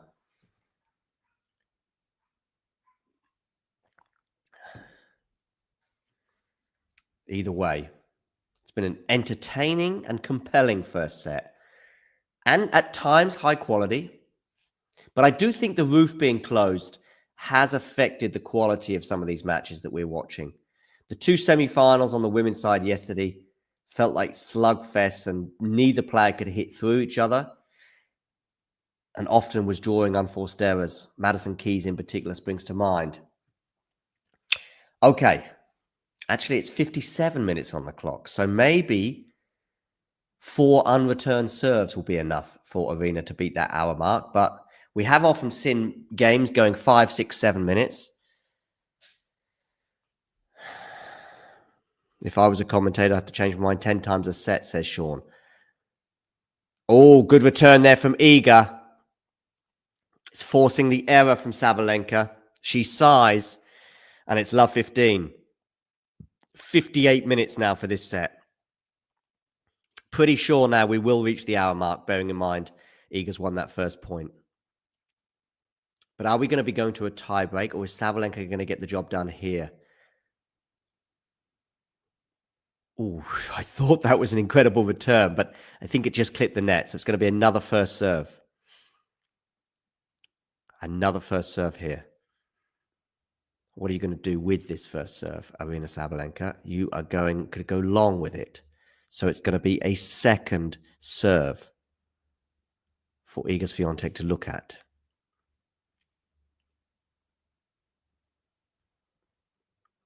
Backhand return from Iga. Backhand from Aryna. It's going to go long. So it's love 30. 59 minutes now, ladies and gentlemen. And we've just gained a subscriber, so thank you for that. If you haven't already done so, please do hit subscribe on our YouTube channel. The subscribe button is just below the screen. Piece of cake. First serve from Sabalenka goes into the net. She's finding anything but this first set being a piece of cake. 6-5 though she does lead, but it is love 30 on her serve. Second serve. Forehand return from Iga's really good. The forehand from Aryna, though, deals with it pretty well, and Iga goes long on the forehand. It was a good return of serve from Iga into the forehand, though, of Aryna, and Aryna dealt with it well. We have now hit the hour mark for this encounter. But are we going to go much beyond the hour? Well, we'll see. Aryna Sabalenka is close to the finish line, but she is 15-30 down here on serve. Goes down the tee, lands in. Forehand Aryna, defended by Iga, but the defense goes into the net. That was a good forehand. Nice, solid with margin forehand there from Sabalenka. 30 all. She is now 2 points away. Did somebody say cake, says Ghosty. I would love a piece of cake. If you're somewhere nearby in Bonn, near the main station, please bring me some cake. I would really appreciate it. Sabalenka's serve. Where are you going with this serve? You are going into the forehand of Iga Swiatek. What a return of serve from Iga Swiatek. Not much Aryna could do about that. She was barely finishing her service motion, and the ball was already flying back at her feet. 30-40. Break point. Iga Swiatek. If it goes to a tie break, you just feel that the momentum will be with Iga. What a backhand going behind Iga that was. Deuce saves the break point. Sabalenka now in much better shape than she was at love 30. She's got it back to deuce. I mean, you can call for it, Ghosty. I don't think anyone's going to be delivering it, but there's a few shops nearby, but I cannot leave you. I cannot leave you, guys. Forehand, what looked to be an opportunity to hit a winner for Sabalenka goes into the net. We're going to get another break point for Iga Swiatek. I can't leave you.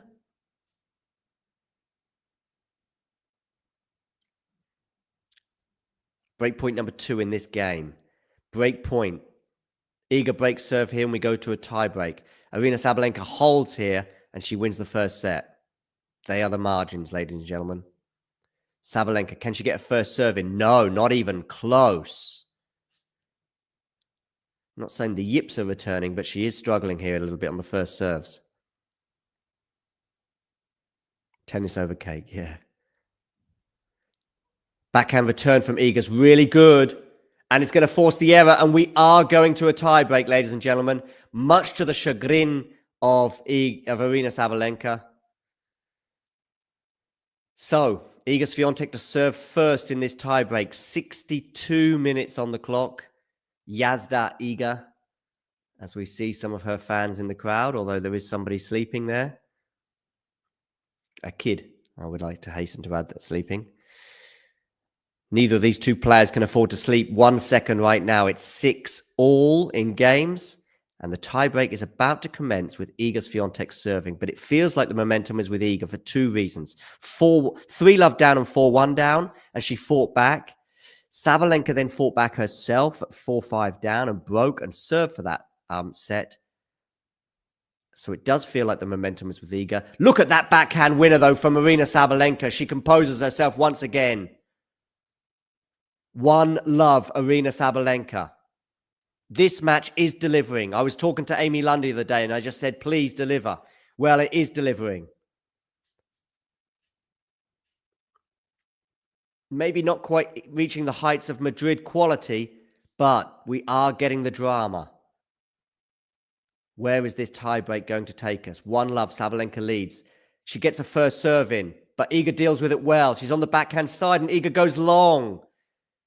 3 nicely controlled shots there, or even 2 maybe from Sabalenka. Count them, I can't. And she wins the point, 2-love. Even if she goes 3-love up, though, I don't think that means anything in this match, given how we've had so many twists and turns. More twists and turns than a twisty-turny thing. Forehand return there from Iga into the backhand of Iga, but Iga goes into the net on the backhand side. She wasn't able to steady herself for that one. 3-love, Aryna Sabalenka. Just to inform you, the roof is closed. It has been raining in Paris. Those are clay marks I see on the back of Aryna's neck, on the back of her back. On the back of her back? You know what I mean.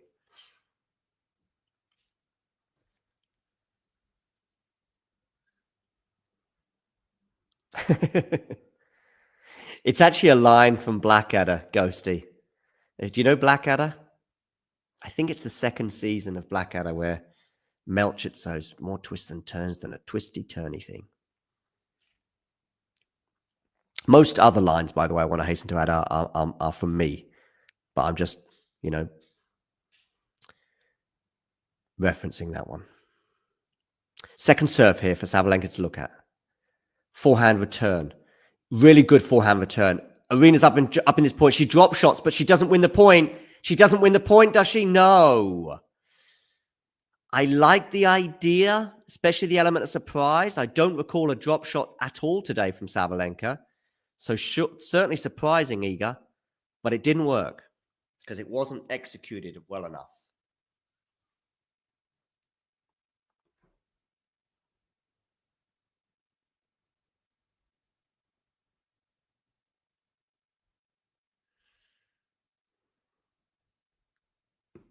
Swiatek to serve. Down the tee. Well defended from Aryna, but she's got a short ball. Oh, Iga Swiatek. It wasn't easy, but she erred putting it into the tram line. Yes, Sealock. Going to be doing it for the Coco match. Going to be doing it for the semi-finals tomorrow as well.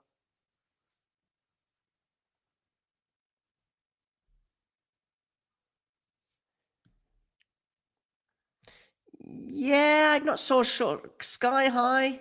Yeah, it's got better. It's got better. And so is Aryna Sabalenka now. 5-1, ace down the tee.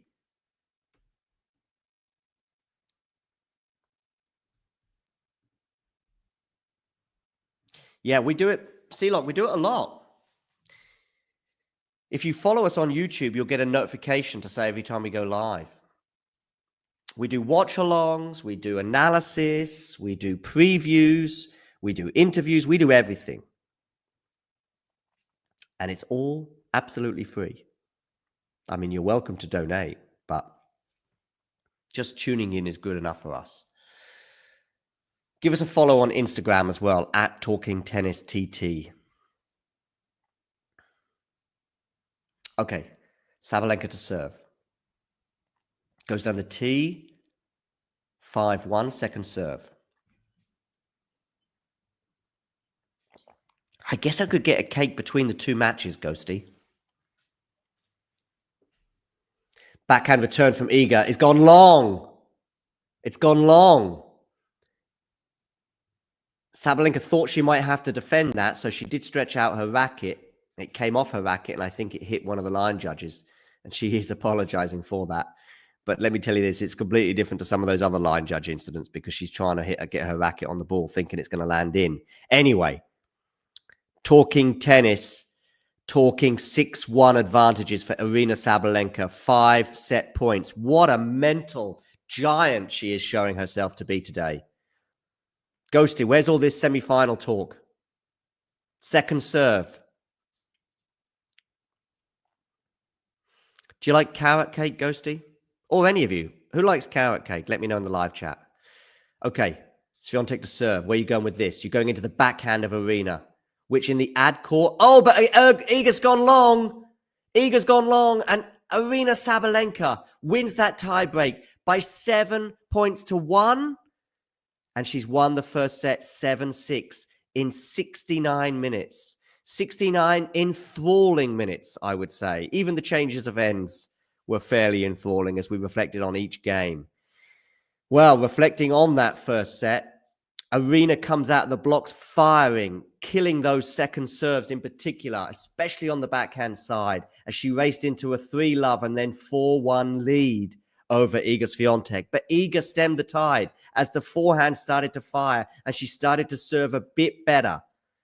Raced into winning 4 games back-to-back. 5-4 she then led, stemming the tide and stemming the flow of momentum. But then it was Aryna's turn to do exactly the same, winning back-to-back games. And that included, obviously, a break of serve, putting her in a position to now serve for that first set at 6-5. However, Iga had other ideas, broke back, and as we went into the tiebreak, it did feel like the momentum was with the pole. But talking of having other ideas, Aryna Sabalenka had just that. And she won that tiebreak. The first serves were flying in from Aryna. She gets an ace. Was that her first ace of the match? Not sure. Anyway, 7-6.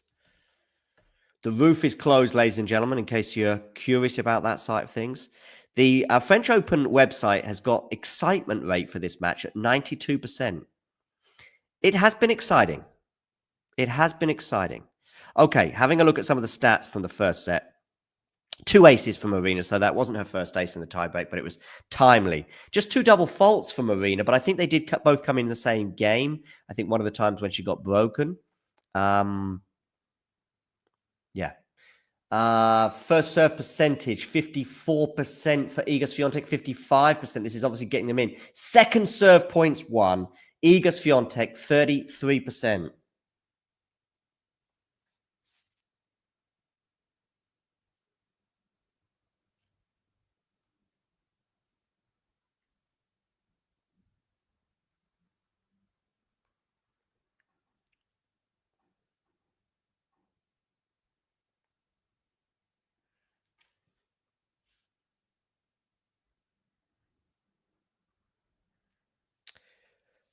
We'll take a quick break, and then I'll be back with you for the second set. Thanks for tuning into this watch along. While there's a break in play, here's a reminder to hit the like button, subscribe, and click that notification bell. Your support helps to keep the channel going. While we're here, you can now become a member to enjoy perks including badges for the live chat, but also bonus material such as interviews with top players from both ATP and WTA tours. The membership link is pinned in the live chat. You can also follow us on Twitter, Facebook and Instagram. So whether it be serves or volleys, forehands or backhands, serve bots or drop shots, we've got you covered, whether that be via our website, talking-tennis.com, where you can read features and interviews from our top writers. Or if you prefer us in audio form, you can subscribe to our podcast on Apple, Amazon or Spotify or wherever you get your podcasts from. Remember, we offer you wall-to-wall coverage via our regular watch-alongs, magazine shows such as Nick's WTA Weekly or Damien and Mario's ATP version. Plus, we deliver top content from people on the ground, actually at the tournaments, so you get even nearer to the action. So, what are you waiting for? Hit that subscribe button so you don't miss out on all things tennis. Hey, thanks for taking the time to, well, you haven't got any choice actually. I'm just talking at you if you like. But I'm here also to present to you why I think it's not a bad idea and not that expensive as well if you become a member. And this is how you can do it, and this is what you can gain. So if we look here at the Talking Tennis sort of homepage, if you like, on YouTube, we can see this little button here which says join. It is also pinned in the live chat as well, and you can also, I think, see it just below most of our videos, certainly the live ones and so on. Now, why is it a good idea to join and become a member? Well, in the live chat, you can add little funny things, you can add emojis and all sorts of things, but possibly more importantly, you can get to access some live videos, such as this one here, where we look back on the last sort of few moments from the Billie Jean King Cup. So there are little bonuses such as this one, but there are many, many more. And in fact, if we have a quick look at all of the members only stuff, I repeat, you will see very, very quickly some of the top stuff that we've had for members only over the last 12 months since the channel began. Remember, these videos are for members only. You can become a member from as little as about $2 a month, €2 a month, £2 a month, something like that. There are various different things. Oh, and by the way, you'll also be supporting the channel. So it's a win-win-win-win scenario. Let me just show you some of the members only stuff. For example, we've got an exclusive little clip there talking to Laura Siegmund, Laura Tsurenko, her encore interview, some doubles footage there from Monastir, the Germany press conference pre-tournament Billie Jean King Cup, Claire Burrell talking as well to the media in her press conference in Monastir, Storm Hunter and Alicia Parks interview, Rebecca Masarova, her press conference, Coco Gauff exclusive for members only, albeit it was in Madrid, but these are just some of the things, some of the interviews and etc. Like Lestien here, a chat with him, Emma Navarro, and so on and so forth. So many little bonus videos available for just €2 a month. So, what are you waiting for? Become a member. Or don't. It's okay.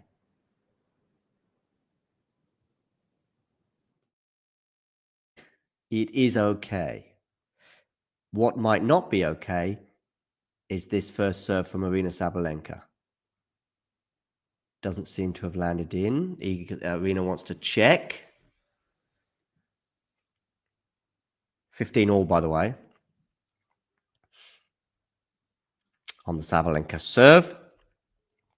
Yeah, we're going to bring you all of the matches, all of the singles matches from Roland Garros, including both finals, both men's semi-finals tomorrow, and also the other women's semi-final later on between Coco Gauff and Loire Boisson.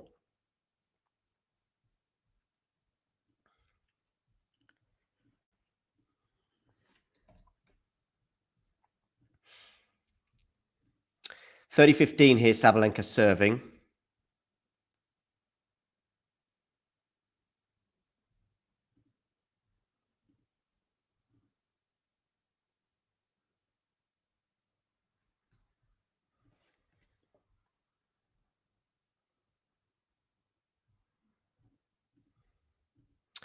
Sabalenka will be very keen to get off to a flyer in this second set, lay down a marker, but that backhand goes into the net from Aryna and it's 30 all.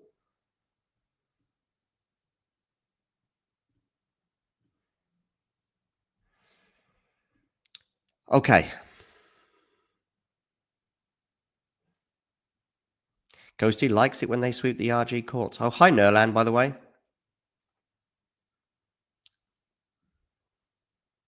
First serve from Sabalenka goes down the tee, but into the net. Okay. Where are you going with this serve, Aryna Sabalenka? You are going into the forehand of Iga Swiatek. It's a decent return from her, but well defended by Aryna. Aryna goes big on the backhand, but too big. She's going to go out wide. Where is Iga Swiatek walking to? Don't know. Anyway, she's got a break point here, has Iga Swiatek. She's going to have to come from a set down, though, after losing that first set tiebreak.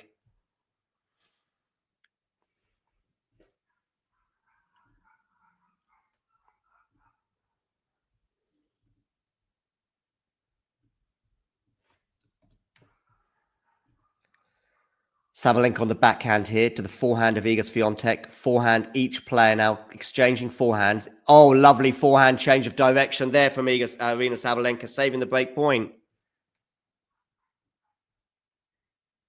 Nice.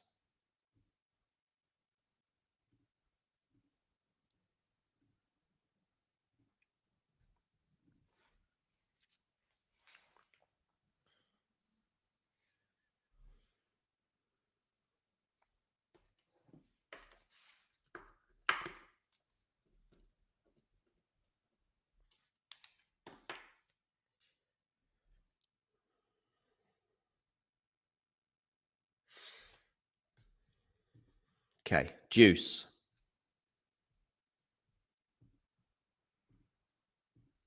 Forehand return from Iga. Forehand from Aryna. Forehand from Iga. Really good forehand from Iga. Well defended, though, by Aryna. Good backhand winner there from a fairly neutralish position after Aryna really did very well to defend. And it's a backhand winner from Iga Swiatek to bring up another break point in this game.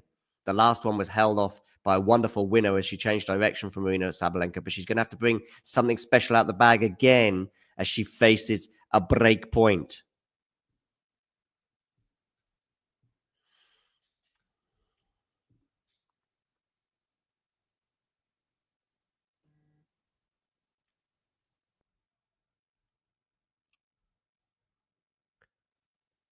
Okay, break point number 2 in this game. Sabalenka serves into the net, so it's going to be a second serve for Aryna Sabalenka.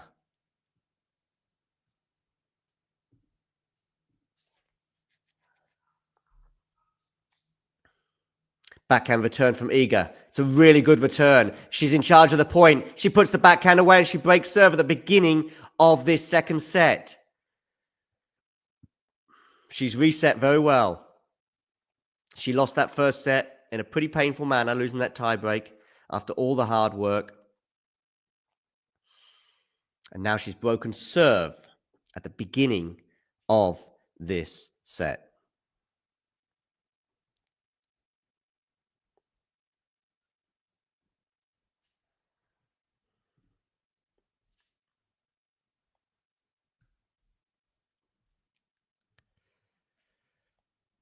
One love, she leads.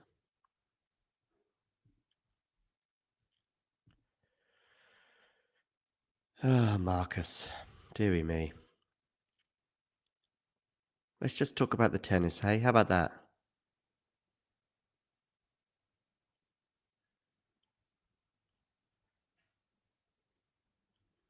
Yeah, open your heart. And let's talk about tennis, eh? You did try, Ghosty. You did try. We'll see if it works, but I don't know. I have my doubts. Forehand return here from Aryna. Wow! What about that for a forehand return from Aryna Sabalenka?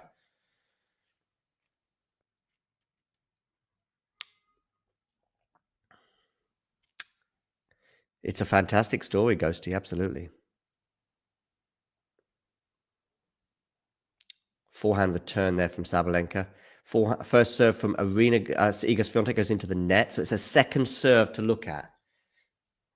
Aryna's got to be more attacking. She's got to stay close to that baseline. When she's too deep on the second serve, she gets pushed out far too wide. That's it. That's decent. That's not from Aryna Sabalenka as she puts a forehand into the tram lines, 15 all.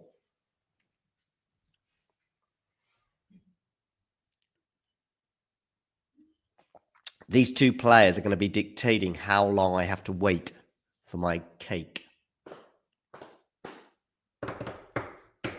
Shall I get the cake and then eat it in a hopefully a polite way during the second match, so you can all witness which cake I went for? Oi, Aryna Sabalenka. By the way, it won't be tiramisu. I mentioned tiramisu because, well, a couple of things. First of all, it's Iga Swiatek's favorite dessert. Secondly, the direct translation of tiramisu is cheer me up. So how about that?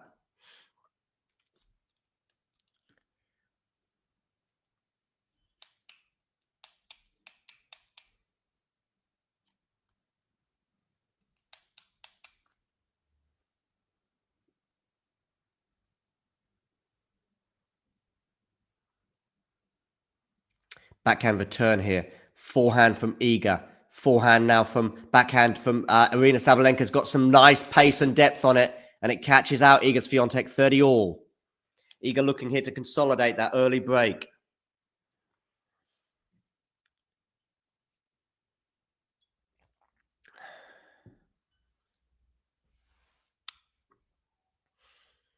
Yes, I think I'm going to get some cake between the two matches, and I will share it with you in, this sense. Obviously, I won't be giving you any pieces. You want a piece of me? Forehand return here from Sabalenka. Surprising they're going to the forehand. On the first serve, rule of thumb for me today, for Iga, first serve, go backhand.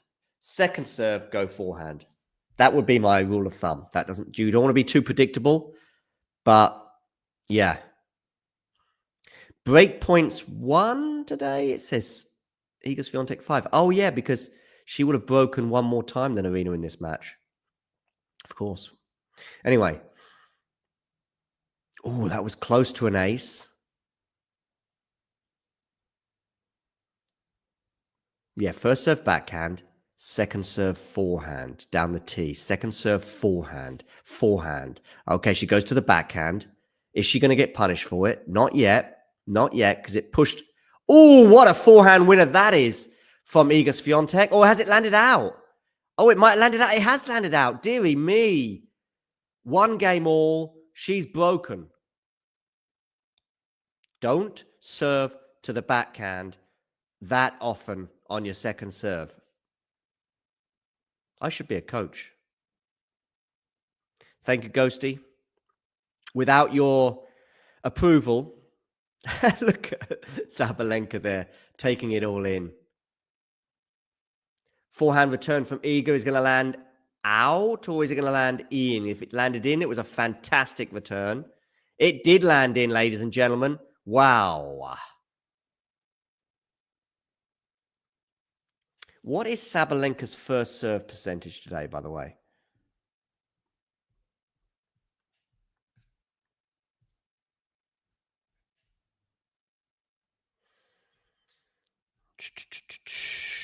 Let's have a look.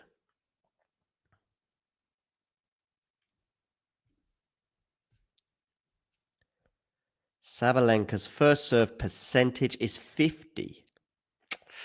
Not amazing. Not terrible. I think 60 plus is good. I think 60 plus is good. Below 50 is bad, and if you're somewhere between the two, well, yeah, it could be better. Oh, she's gone long there on the forehand, has Sabalenka. She's not happy with that, and it's love 30.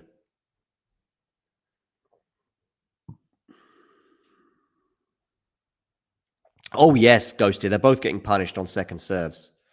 Just like the women were yesterday. Bublik too. It was a theme yesterday. Oh, love 40 because Sabalenka goes long on the forehand. Let me know in the live chat. Is this going to be done in 2 sets or are we going 3? Just write 2 or 3 in the live chat now.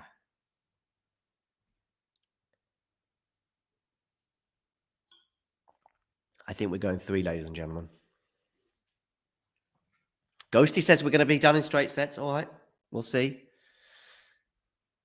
The likelihood of going 3 increases, of course, if Iga breaks here. Not that breaks of serve have been too significant this last couple of days. Swiatek here to receive a second serve. Love 40. Forehand return from Iga's pretty good. Aryna's defending. Iga feels like she's dictating right now, but Aryna's doing very well. But she has a chance for a backhand winner down the line that she misses. And we have got a break of serve for Iga Swiatek. She leads 2-1 now with a break of serve at the change of ends. 13 minutes for this set on the clock thus far. Ghosty is predicting that we'll be done in 2 sets. Terry, meanwhile, is predicting 3 sets. Terry is a member. And what that means is he can, or she, can get access to bonus videos. And support the channel from as little as €2 or $2 a month.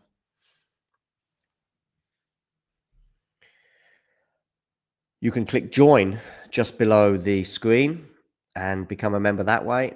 There are various different packages out there. It's also pinned in the live chat as well, so you can click that. Terry is also on Discord, so do join us on Discord as well. And if you haven't done so already, hit subscribe on YouTube. We will bring you every single singles match left at this tournament. All for you on the channel.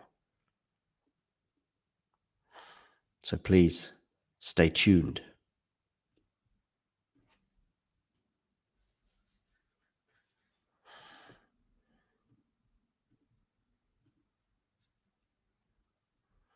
We will have Boisson Coco Gauff live on the channel after this particular encounter. And then we'll bring you both men's semi-finals tomorrow, followed by the French Open women's singles final on Saturday and the men's final on Sunday.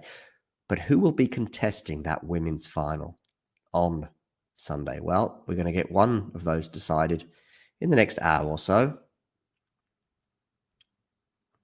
Iga Swiatek here to serve at 1-2.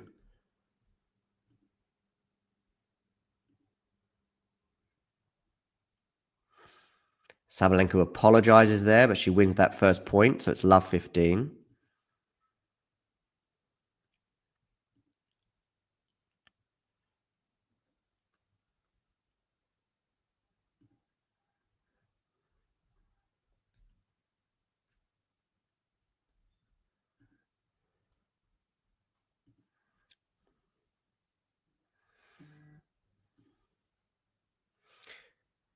Love 15 becomes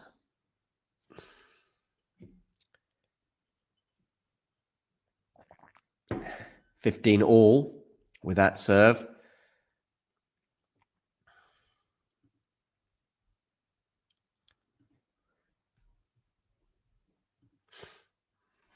Just clipping the line. Wow, look how close that was.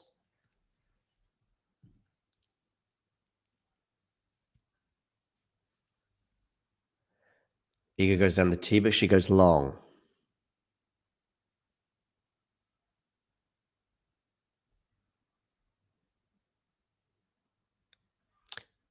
Do you want it to change, Terry?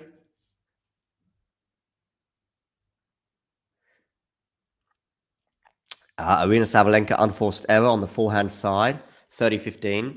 Swiatek here looking to consolidate her break of serve.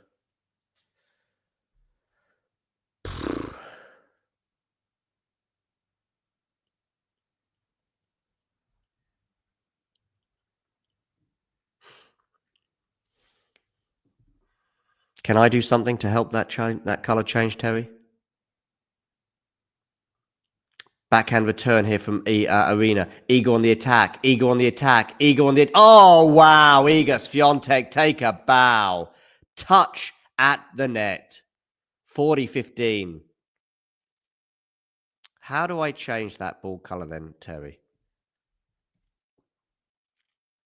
Or can you do it? Do you want me to change it for you?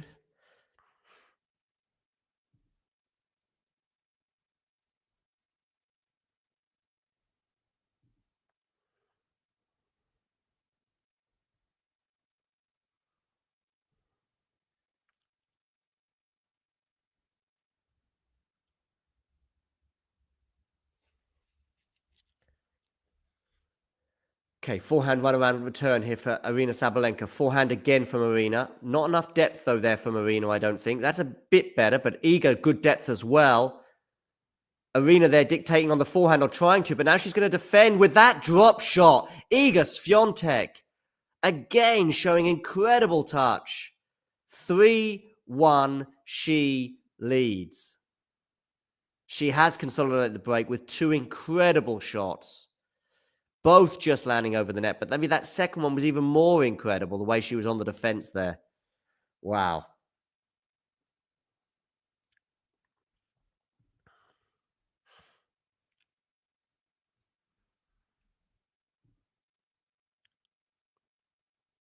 Okay, I've got to add more ball colors. Okay. Okay, Terry. I'll see what I can do.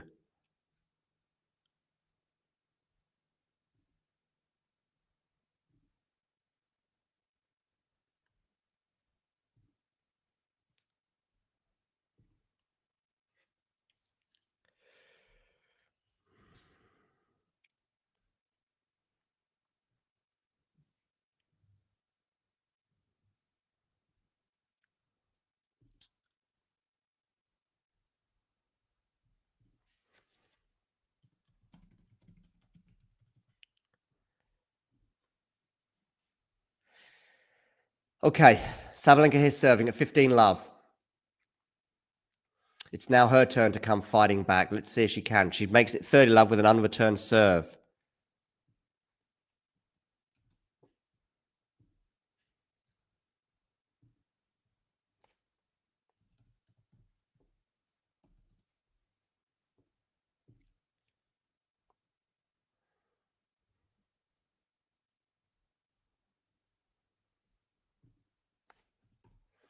$30-love becomes 40-love now. 3 game points.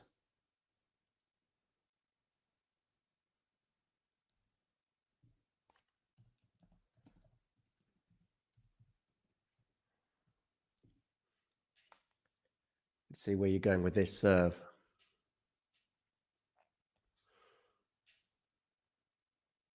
Long is the answer. 3 game points here for Aryna.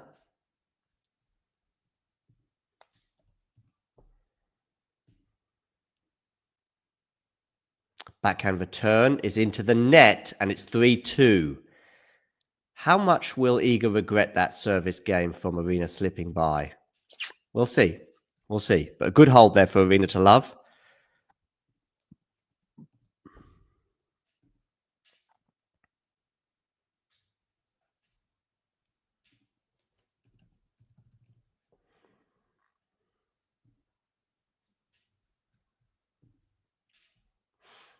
Hey, Cedric. Where is my hat, actually? Where is my hat? By the way, just a reminder of tiramisu being the favorite dessert of Iga Swiatek's. And this is me chatting to Mario about that very dessert. Not so well, actually, the first time that Mario came on the show. Listen to this. I'm also aware I learned something in the last year or two. I didn't learn many things, but I did learn this. Iga Swiatek, she loves tiramisu. Okay. And I also learned the meaning in English of tiramisu, which is to like lift me up, to cheer me up. Yes. Is the translation, right? Well, listen, Mario, London may have lost the ATP Tour finals. Brits like me may have lost out, but Italians and Turin in particular has gained. And despite feeling a bit sad about London losing it, after this chat, Mario, you've cheered me up. You've tiramisu'd me. You've tiramisu'd me.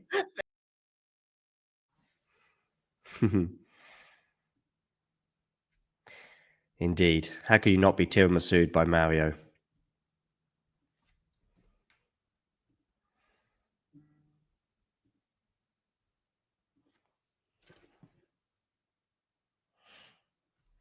Okay.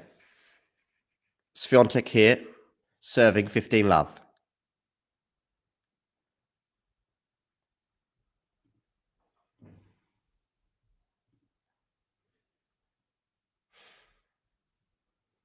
Got the hat on now, by the way. Thanks, Cedric. Where do you want me to pick you up from, Terry? It's a long way to Australia. 15 all here on the Iga Swiatek serve. She has got the break advantage, albeit it's pretty slender at 3-2. Amelie Mauresmo looks on. Backhand return. Backhand from Iga into the backhand of Aryna, which goes long, 30-15.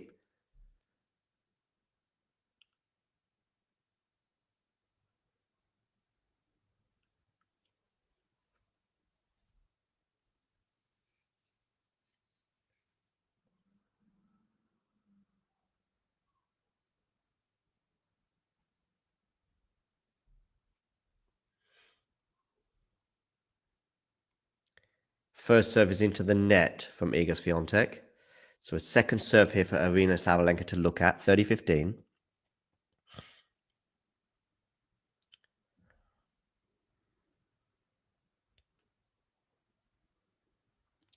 Backhand return from Aryna into the backhand of Iga, which is a lovely backhand down the line. 40-15, 2 game points. Both players now serving a bit better. In this set, I think we've just had one break of serve from the first 5 games.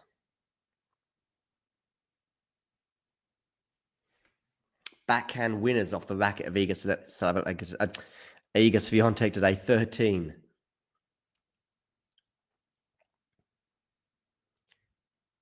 Backhand return from Aryna, but she's on the defense here is Aryna. There's a smash here for Iga. Is she going to put it away? Yes, she is.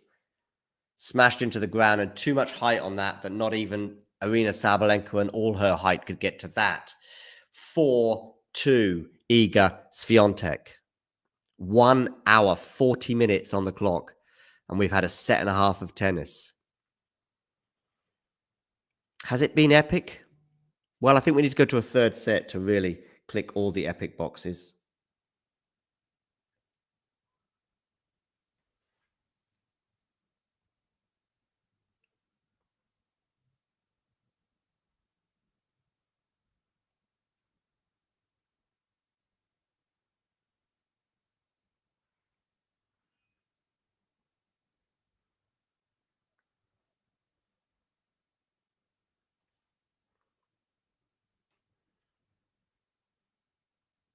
Going to be speaking to Steve Flink later on today. We'll be previewing the women's final.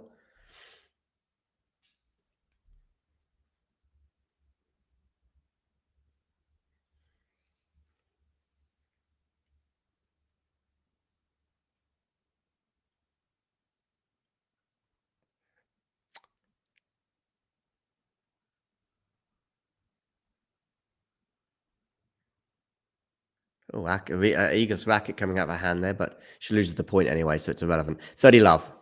30 love becomes 40 love, does it? Yes. Unreturned serve. Aryna now looking pretty comfortable on serve, but it might be too late for this set. Oh, Iga's suggesting that didn't land in. Talking to the umpire. There's been quite a few of these discussions today.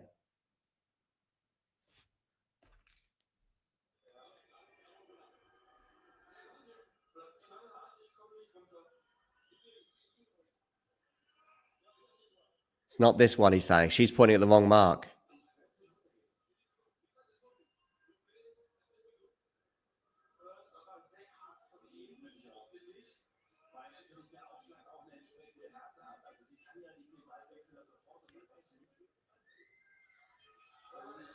I saw you. I don't know what...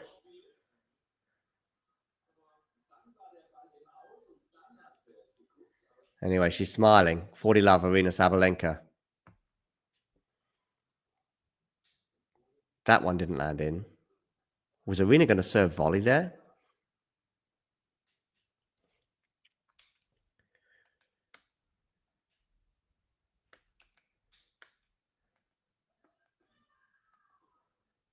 And unreturned serve.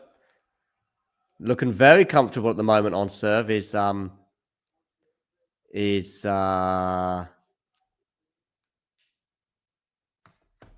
Sabalenka right now, but it might be too late. We'll see. 4-3 now, Iga Swiatek leads. 1 hour, 43 minutes on the clock.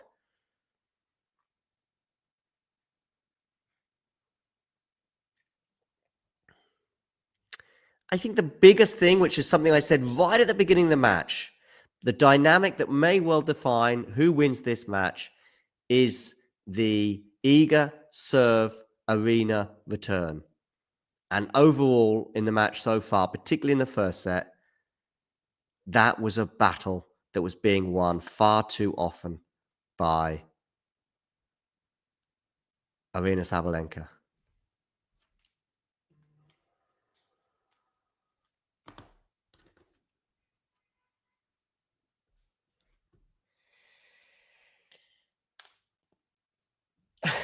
The umpire's going, I saw you.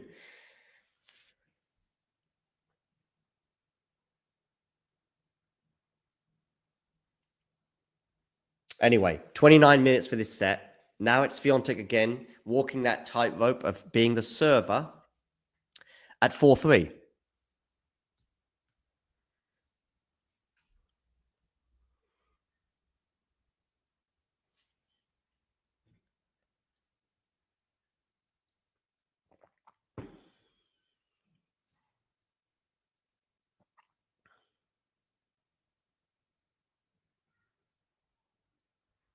Okay, 1 hour, 44 minutes altogether on the clock for this encounter. It's been enthralling so far. Are we going to a third set, though? Let's see. Okay, Iga Swiatek to serve. Backhand return into the forehand of Swiatek. That's not going to be an outright winner because Aryna gets her racket on it, but it's not going to be enough as it goes into the net. 15 love.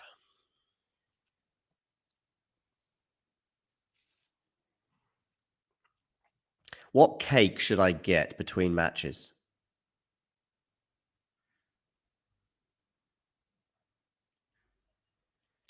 Backhand return, forehand from Iga. Backhand from Aryna is down the middle of the court. That was not taking as many risks as she was earlier in the match there from Aryna Sabalenka. That's better from Aryna. Iga on the defense, but can she win the point here outright? She goes for the drop shot, which has largely been unsuccessful today, but I think it's going to win her the point this time.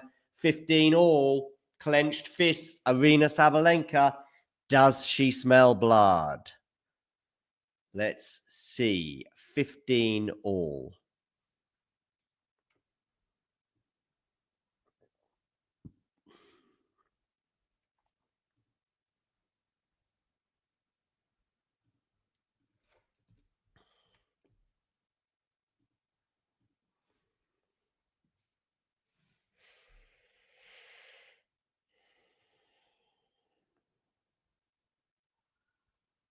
First serve down the tee. Aryna gets her racket on. It's Swiatek, though. Forehand winner, 30-15.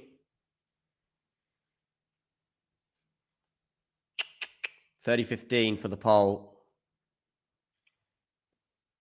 Be a big hold for her. She'll be just one game away then, of course, from winning this second set.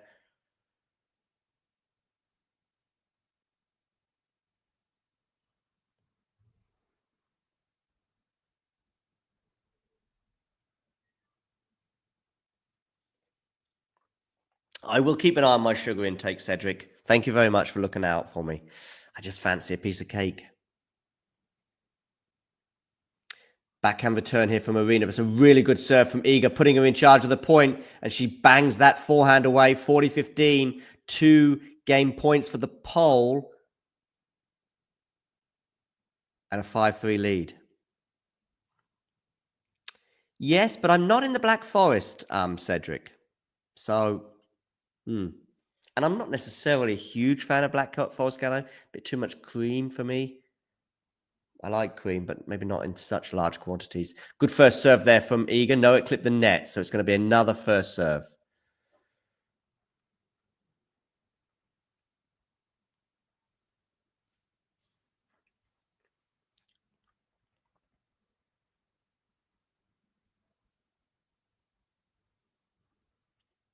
First serve goes down the tee. Unreturned. Iga Swiatek holds for 5-3. Big hold, that one for Iga. Both players serving much better right now, and both players getting more purchase on their serves and feeling more comfortable and getting closer to the lines. That's why we've only had one break of serve in this second set after a real breakfast of a first set where they were breaking left, right, and center.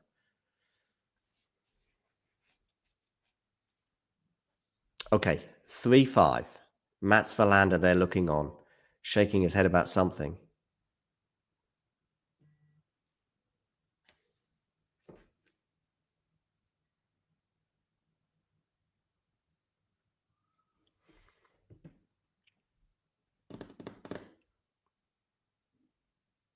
Backhand return here from Iga. Forehand from Aryna. Backhand here from Iga is going to go long and wide. That was a chance for Iga to take a love 15 lead and be 3 points away from winning this first set. As it is, though, after that error on the backhand side, she's 15 love down. Is she going to be made to serve this out? We will see.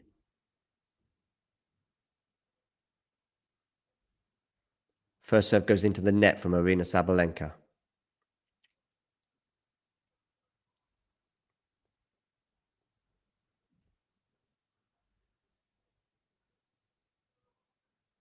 Backhand return from Iga. Backhand there from Aryna. Is that going to go long from Iga? No, it's not. But we're back to... Oh, Sabalenka on the forehand there. Got everything wrong. All her bearings. Hit the forehand. And it went well out.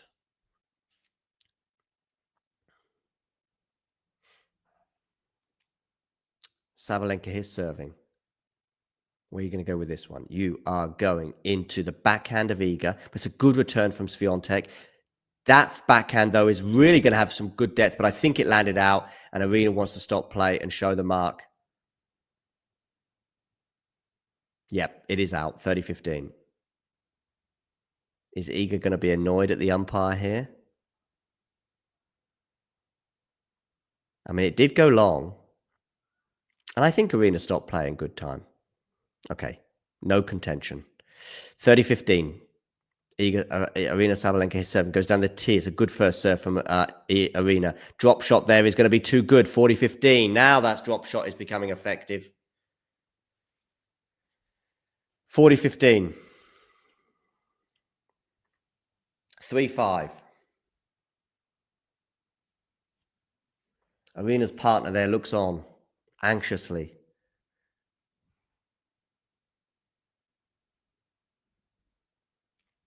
And Sabalenka's held with an unreturned serve into the forehand of Iga Swiatek. Iga is going to have to try and serve this out at 5-4. A 36-minute set so far. We've flown through this one, or not quite flown through it, but the pace has been a bit quicker for this set than the previous one, that's for sure. So many sort of lengthy service games that either ended in a hold or a break, and then obviously ultimately the tie break.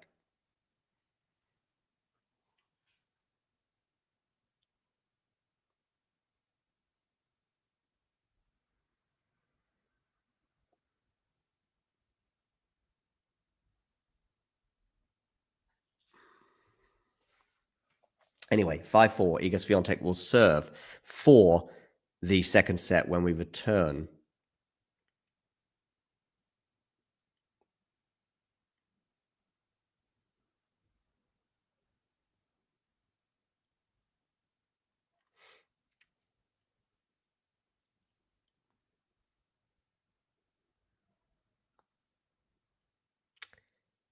For a third set. Are we going to go 3 sets, guys? Let me know. Do you think Iga holds? Just write 3 or 2 in the live chat. 3 for 3 sets because Iga holds, or 2 because you think Sabalenka will get the decisive break and go on to win this set. For those of you just tuning in, do hit the like button. We have 40 people watching on YouTube right now. I want the likes to be at 100 by the end of this stream, so please hit the like button. And if you're new to the channel, hit subscribe below the screen, and you will see that number tick over, and you'll know that you're helping the channel. Sabalenka, though, not helping herself there with that forehand into the net. She's annoyed at that one from a neutral position. 15-love for Swiatek. Terry here thinking we're going to go 3 sets. I think you might well be right. 1 hold of serve here for Iga Swiatek, and we will be going to a deciding set. Forehand errors off the racket of Sabalenka in this set has been 6 to the just 3 of Iga Swiatek. Iga here serving. First serve goes into the net. Sabalenka yet to break serve in this second set, as Iga's been serving a lot better. But we've got a second serve here to look at. Is she going to push Aryna out wide? No, she's not. She's standing a bit further back, is Aryna, on those returns at the moment. But anyway, forehand here from Iga. Oh, Aryna didn't do enough there on that cat and mouse point. I thought she was in charge of it, but she didn't do enough. The drop shot was okay. From here, that backhand volley, she's got to do a bit more. Be a bit more punchy on that. Be a bit more punchy. 30-love, Iga Swiatek, 2 points away from winning this second set and sending us into a third set on Philippe Chatrier. Heading inexorably towards 2 hours in total for this match so far. Backhand return from Aryna. It's going to land in. She's on the forehand right now. That's going to land long, and it's going to be 3 set points for Iga Swiatek. Is it going to be another painful 3-set French Open loss for Aryna Sabalenka? She had one of those against Mukova 2 years ago at this exact same stage. Swiatek has never lost a French Open semi-final. She's never lost a French Open final. When she's gone this deep in the French Open, she's gone on to win the tournament. Let's see if that happens today. 40-love. Second serve here for Sabalenka to look at. Where are you going with this serve, Iga Swiatek? You are going into the backhand of Sabalenka. Lovely return there from Aryna, but it's still very much at neutral in this point actually right now. In fact, she's on the defense. Iga's on the attack. Iga's on the attack. Is she going to win this point outright? Yes, she is. She wins the point and the second set. We're going 3 sets, ladies and gentlemen. Wim Fissette rushes off. I don't know whether he's going to get another racket, going to somehow communicate a message to Iga, get something to his charge, or maybe he's just going to the bathroom. Don't know. 1 hour, 55 minutes, a 40-minute set. Iga has not been broken in that entire set, and as it turned out, the 1 break of serve that she got was enough. This match is on a knife edge right now.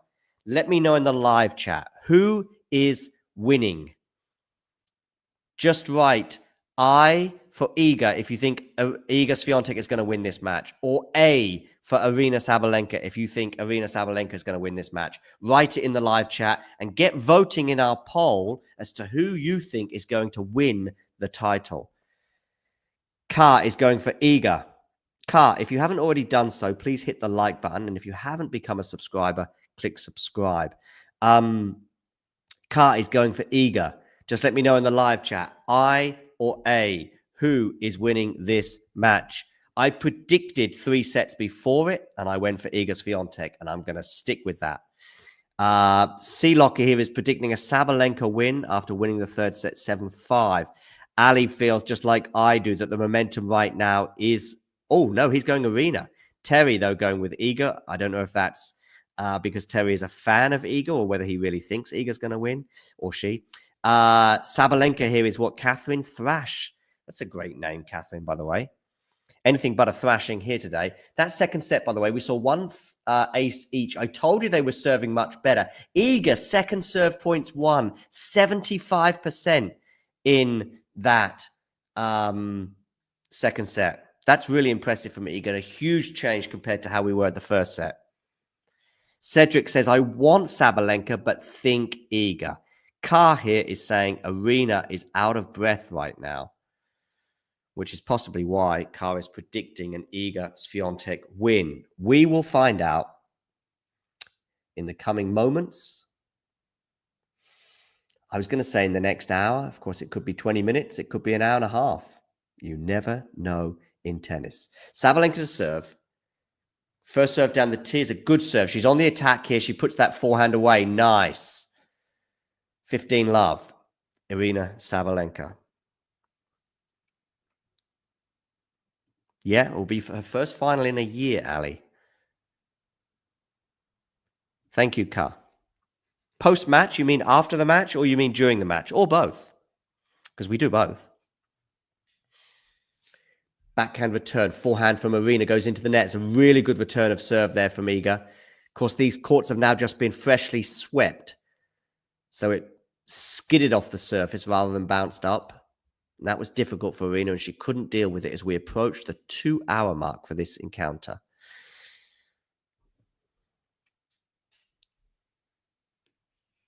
First serve is in there from Aryna, but it's a really good return from Iga. Iga's got the bit between her teeth right now, has she? No.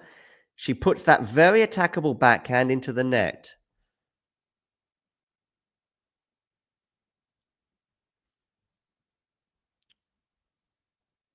I watched your commentary on Aryna's last match with Qinwen Zheng.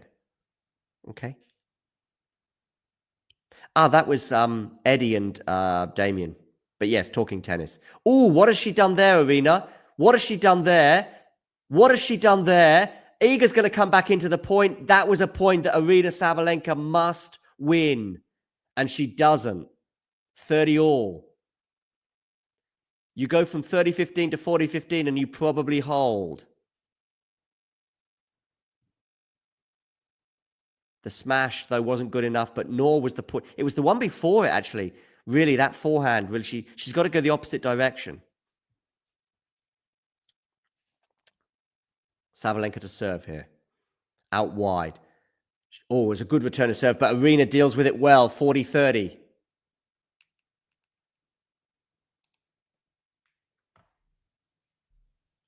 Good serve there from Aryna Sabalenka. And is she going to hold? She is. 1 love. She recovered well from that 30-all point that she should have won. Okay, 2 hours exactly now on the clock. Sabalenka holds for 1 love. She got over that point that she should have won pretty well psychologically.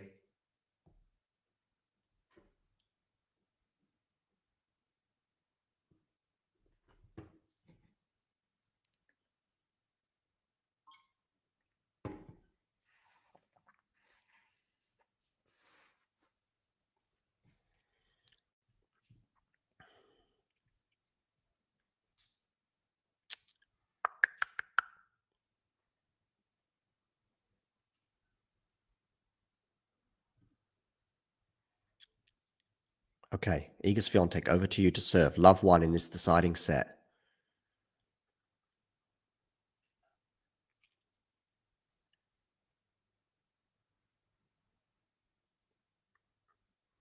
Down the tee, backhand return from Aryna. It's going to go awry. And these serving stats are looking much better right now for Iga Swiatek.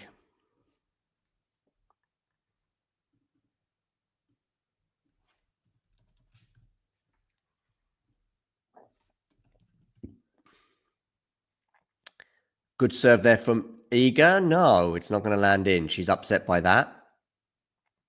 Second serve here for Aryna Sabalenka to look at. 15 love. We've gone past the 2-hour mark now for this encounter. Will we reach 3 hours? Probably have to go to a tie break in this third set if we are to reach 3 hours. Oh, is it a double fault? Umpire's out the chair to check. Let's have a look. He's calling it out. Double fault. A lot of these decisions are not going the way of Iga Swiatek today. These close calls. And yes, the electronic line check is agreeing with the umpire. Not that we use electronic line calling yet at Roland Garros.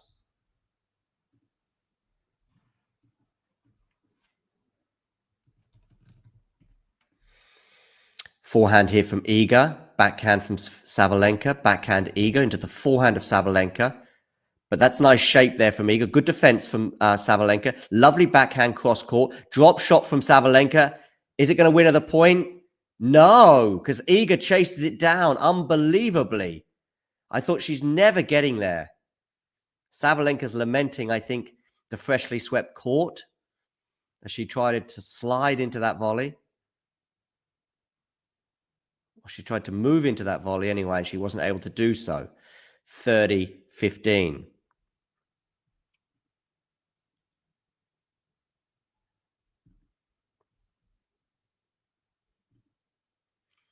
Swiatek serving here. Love 1, 30-15.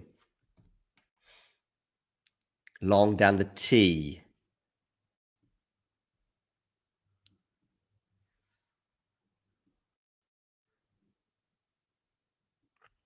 Second serve, 30-15.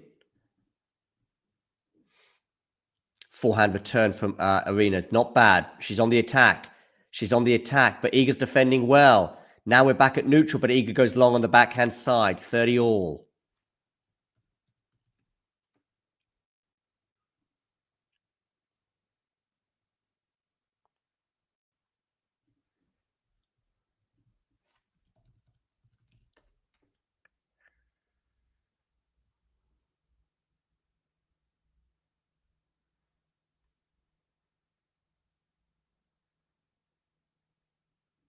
Okay, 30 all here. Iga Swiatek to serve. Where are you going with this serve? You're going down the tee. It's a good first serve from Iga. Backhand Iga, though, goes into the net. Again, that didn't bounce up very highly. Again, it's just because these courts have been freshly swept at the end of that second set. 30-40. Break point, Aryna Sabalenka. She's had 7 break point opportunities today. She's not broken Iga for over a set now, since she broke her at 5 all towards the end of the first set. So it's been about an hour since she broke. 30-40. She's going to have a second serve here to look at. Where are you going in this ad court, Iga? I think you should go down the tee and into the forehand. I think you should, but whether you will or not, I don't know. Iga, she's gone to the backhand. Oh, Aryna's on the attack, but Iga's defending pretty well. She's gone behind Iga. That was a really smart decision from Sabalenka to go behind Iga there on the forehand cross court. Do not go to the backhand on the second serve. I've been saying it for a while now. And Aryna Sabalenka draws first blood in this third set.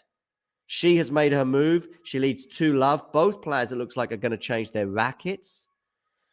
Is it going to change Iga Swiatek's fortunes?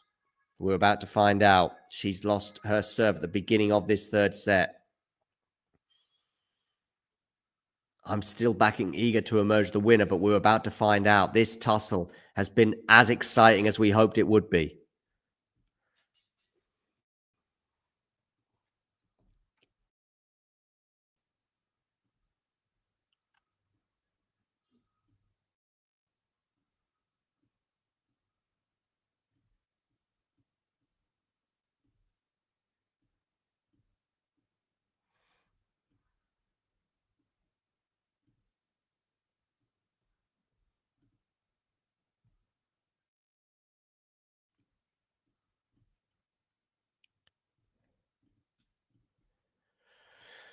2-love, Sabalenka serving here.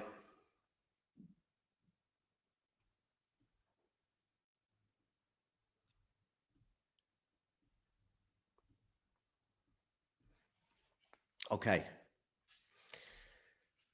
Can she win the first point? Yes, she can, as she seeks to consolidate that break.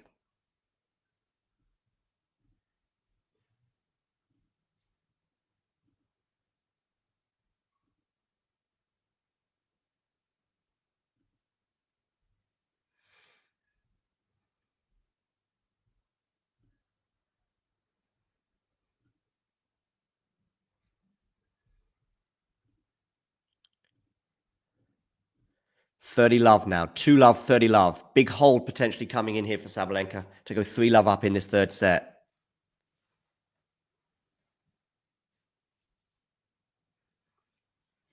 Ooh, I think Iga's gone wide with that forehand return. Yeah, 40-love. 3 game points for Sabalenka, who's serving really well right now.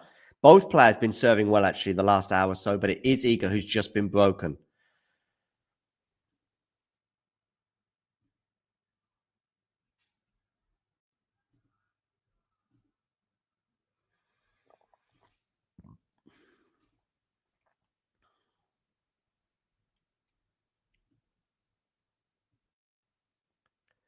Okay, Iga there, forehand return, 40-15. It's a really good forehand return from the pole.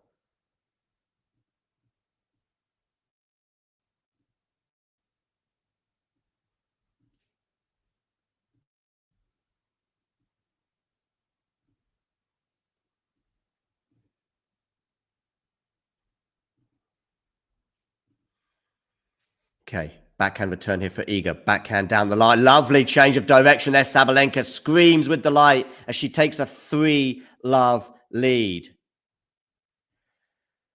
Whew. Another twist in this incredible Parisian tale.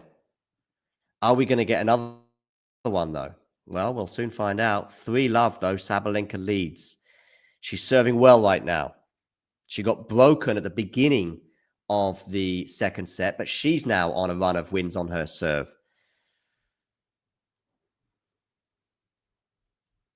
Let's have a look at the live chat, what I've been missing. Oh, we've got another subscriber. Nice work. How many likes are we at, by the way, for this video?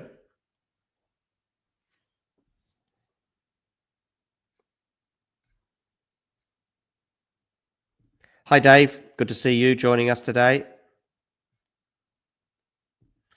This is Dave's take. He chose Sabs before the match. Yeah, I went Iga in 3. It's going to be someone in 3, but right now, of course, it is looking more like Sabalenka. Copper here predicting an Iga win. Maybe that's predicting or hoping. I don't know.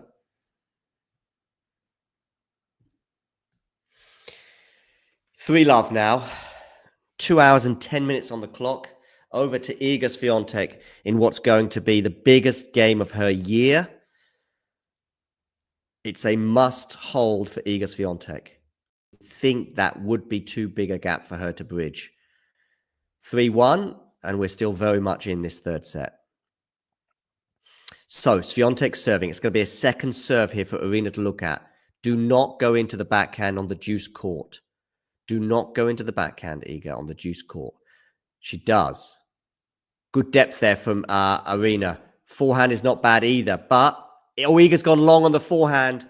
Is she lamenting the fact that she went to the backhand on that serve? If she had me as her coach, she wouldn't be doing it. But instead, she has Wim Fissette as her coach. Nevertheless, it was still an excellent return from Aryna.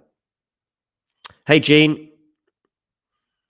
Jean, how many likes are we at on this video?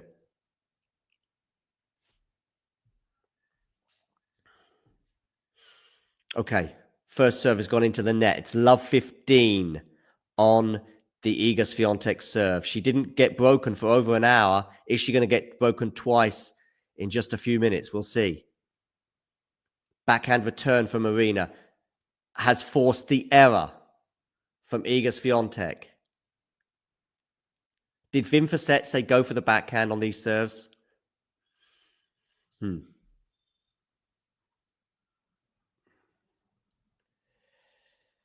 Oh,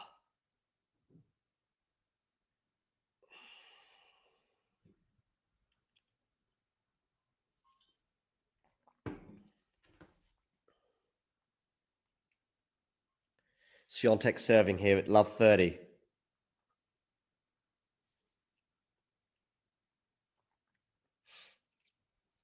First serve into the backhand of Aryna Sabalenka. Again, she's going to the backhand. Why you keep going for the backhand there? I have no idea.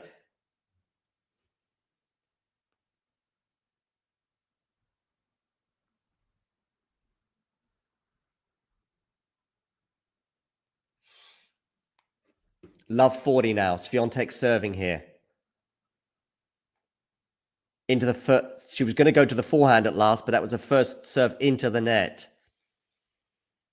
Oof. I don't think it really matters which way you go on this serve, to be honest with you. She may well go for the forehand just because she's been going for the backhand a lot, but she does go to the backhand. It's really dealt with well. Sabalenka on the defense there. Really good depth from Aryna. Good forehand from... No, it's gone long on the forehand side from Swiatek, and now she's staring down the barrel. The Aryna team is looking much more comfortable, and so they should be at 4-love. Iga Swiatek, or anybody connected to her team,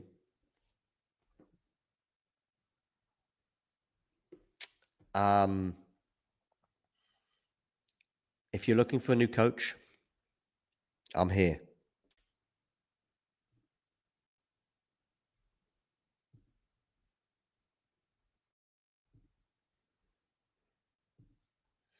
Okay, Sabalenka first serve goes wide.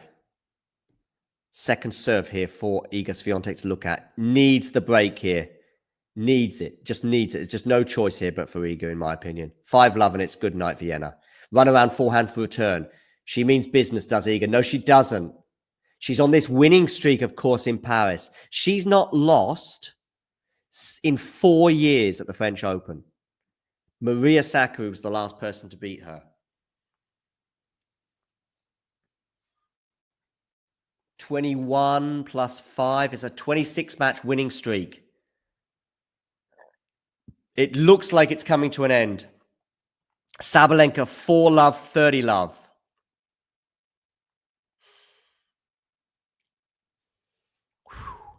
We are reaching the closing stages of this match, it appears. 2 hours and 14 minutes. This third set has raced by. She mishits the forehand return. And Sabalenka is up 40-love, 3-game points.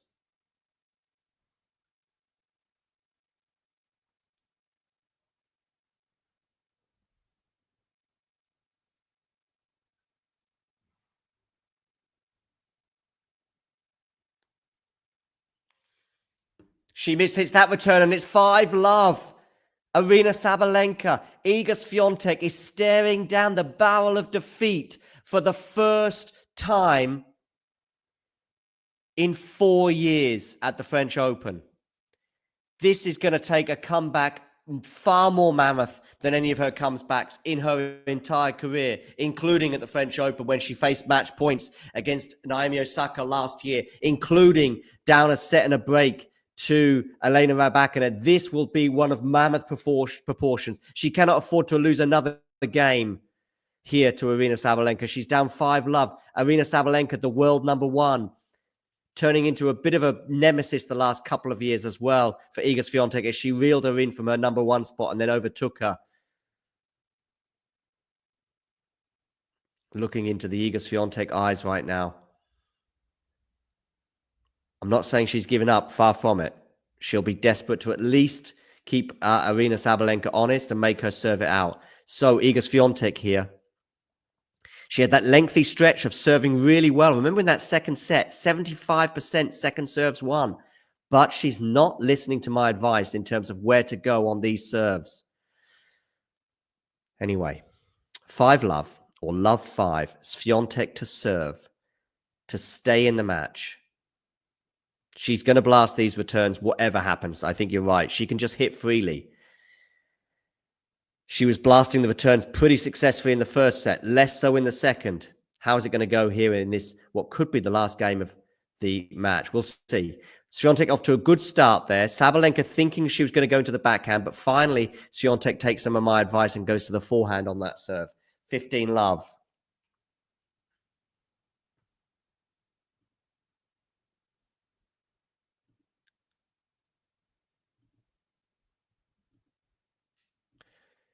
Swiatek here serving at 15 love. Misplaced ball toss, so she's going to do it again. First serve goes into the net. Sabalenka technically is 4 points away from a place in the French Open final for the first time in her career. Double fault, Iga Swiatek. The serve has gone awry in this third set. Big style. 15 love. And now it's 3 points for Aryna Sabalenka. Listen to this, by the way. I'm going to remind you of something Aryna told me in Stuttgart a couple of years ago. She said if she gets a commanding lead in the third set of a French Open semi-final, there's no effing way she's going to mess it up again, like she did against Karolina Muchova. Well, it looks like she's not going to. 15-30 here on the Swiatek serve. Are we building to a crescendo? Are these the closing moments of the match? Is this going to be Iga Swiatek's first French Open loss in 27 matches over a 4-year stretch since losing to Maria Sakkari? Yes, Maria Sakkari at the French Open quarterfinals of 2021. Good return of serve. What a return of serve from Aryna Sabalenka. 2 match points. 2 match points for Aryna Sabalenka. Killing that serve just like she was doing so often in the first set. 15-40, Swiatek to serve. Can she hold her nerve? Can she hold serve finally? Get her out of this hole. But it feels such a long way back that even if she wins these next 2 points, it might not be enough. Okay, Swiatek serving. Where you going with this serve? You're going down the tee, but you're going to miss your spot. It's going to be a second serve. Do not double fault Iga Swiatek, as you've already done once in this game. 2 hours and 19 minutes, exactly 5:30 local time. Iga Swiatek, second serve. Where are you going with it? You are going to the backhand of Aryna Sabalenka. And it's a mistake yet again from Iga Swiatek going to that backhand because she kills the return. Iga Swiatek is bageled in this third set. They embrace at the net. Their relationship has become much warmer over the years. But it is Aryna Sabalenka who breaks the Iga Swiatek stranglehold on this tournament. She is into her first French Open final. Swiatek loses for the first time in 4 years, but it's Sabalenka seeking her first French Open crown who wins this match. 7-6, 4-6, 6 love. She destroyed the Swiatek serve in sets 1 and 3. I don't think Iga's choice of where she was placing it was always the right idea going into the backhand. However, she was also being killed on the forehand sometimes. Swiatek serve, again, being her weakness. And it's a weakness that gets exposed, and perhaps more so in these slower, stodgy conditions that we've seen today. Let's have a look at the stats for you from this particular encounter. Overall, we'll also probably share some tweets as well. Still to come, of course, we have Coco Gauff against Boisson. But that's to come. Aryna Sabalenka will be in the final, and she will face one of those two. But it's Sabalenka who wins this in 3 sets. We're going to hear from Aryna right now. Let's see what she's got to say. She'll be in a very good mood as she speaks to Mats Wilander about her first ever French Open final. Honestly, that feels incredible. Feels incredible. The job was not done yet. Job not done yet. Yeah, I'm just Thrilled with the performance today. And, with the atmosphere in the stadium, you guys are, I don't know, you're loving the atmosphere, she says.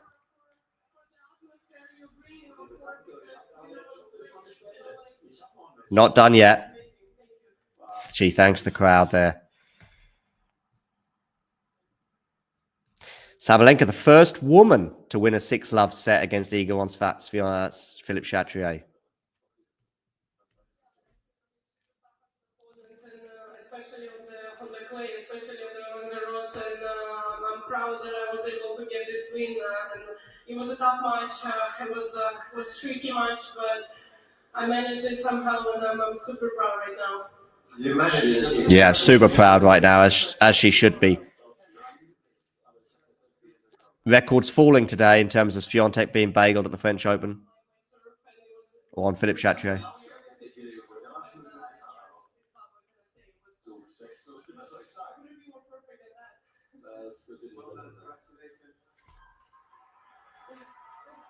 I'm just analysing some of the stats. I'll come to you with those after she's finished her words here. Coco Gauff or Loire Boisson lies in wait. Is she going to watch the match? She said, I'm going to let my team watch. Enjoy the semi-final. Aryna Sabalenka will sit back and relax. She's giggling.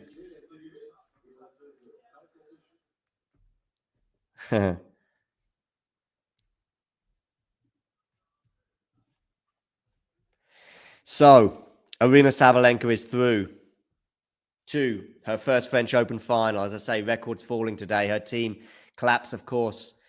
We were going to be getting a final speech from her one way or another. Her final speeches, whether she wins or loses, are always fascinating. But it is Sabalenka who progresses. Iga Swiatek, I said, records falling. She's never been bageled on Philippe Chatrier before. She's just been bageled, by the way, twice during the same clay court season after she lost a set to Madison Keys, 6-love. So, yeah. I'm just going to see if maybe we can get somebody to come on.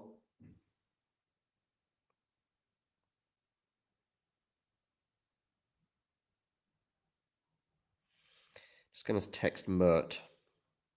See what he's up to.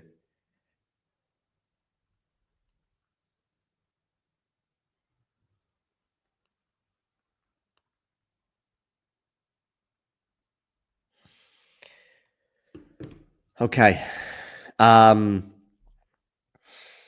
So let me compose myself now after a pretty dramatic affair. I said I'd talk about some of the stats from this particular match. Sabalenka winning 97 points overall, 24 more points than Iga Swiatek. And of course, it was pretty much dictated to that points differential by the last set, which she won 6-love. Really interesting here. The 1-4 shot dynamic is where Sabalenka was killing it, obviously killing the return of serve.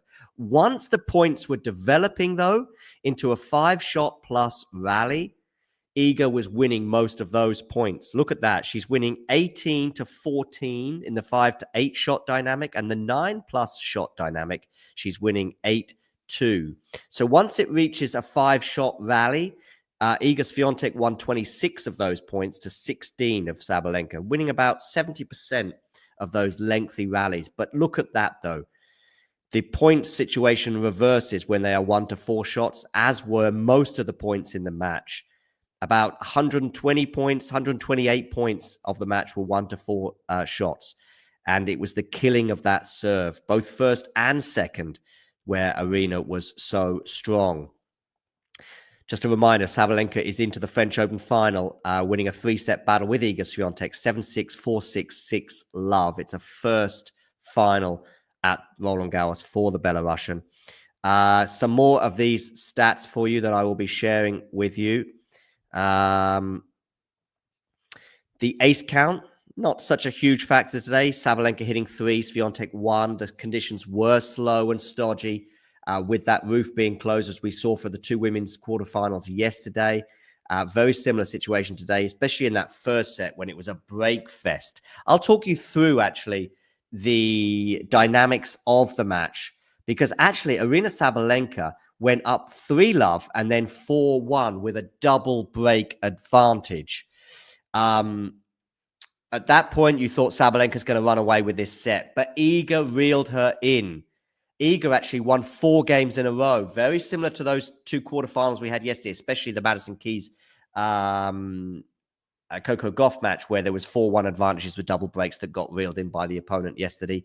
And it was the same today, as Iga won 4 games in a row. But I tell you what, Aryna did really well mentally to arrest that slide and arrest the momentum and twist it back in her favor. So much so that she actually broke Iga again and actually was serving for the first set. But Iga wasn't done. She breaks back, forces the tiebreak, and you're thinking, twice now Sabalenka's been in charge of this first set, and twice Iga has fought back.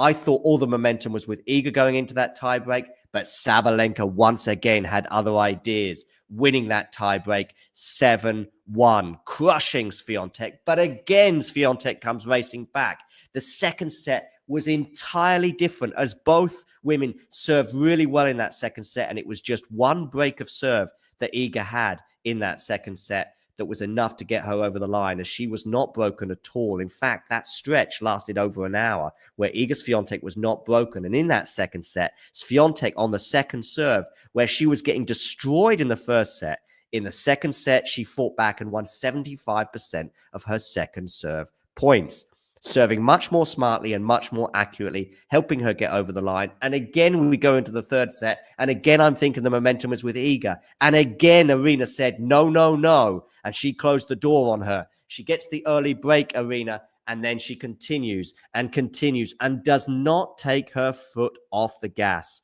as she crushed Iga Swiatek 6-love, delivering the first ever bagel on Philippe Chatrier to Iga Swiatek and the first defeat for Iga Swiatek in 27 matches across a 4-year span. It is Aryna Sabalenka into her first French Open semi-final. Iga Swiatek again not making a final. She's not made a final now in over a year. She will head into the grass court season having not been in a final of any tournament across the tours. When I say the tours, I mean slams and also the WTA Tour. Not been in a final. The United Cup, which was obviously a team event, she does get to the last stage there, into the tie with the USA, which she also lost. And Iga Swiatek's disappointing season continues. Aryna Sabalenka is into another final, by the way. She's been in so many finals this year, has Sabalenka. Let's have a look. How many finals has she been in? I think it might be 7, but we're going to have a look on the WTA website. Her year, I know it began in, of course, in Australia, I think, with finals. This website from the WTA is just so bad.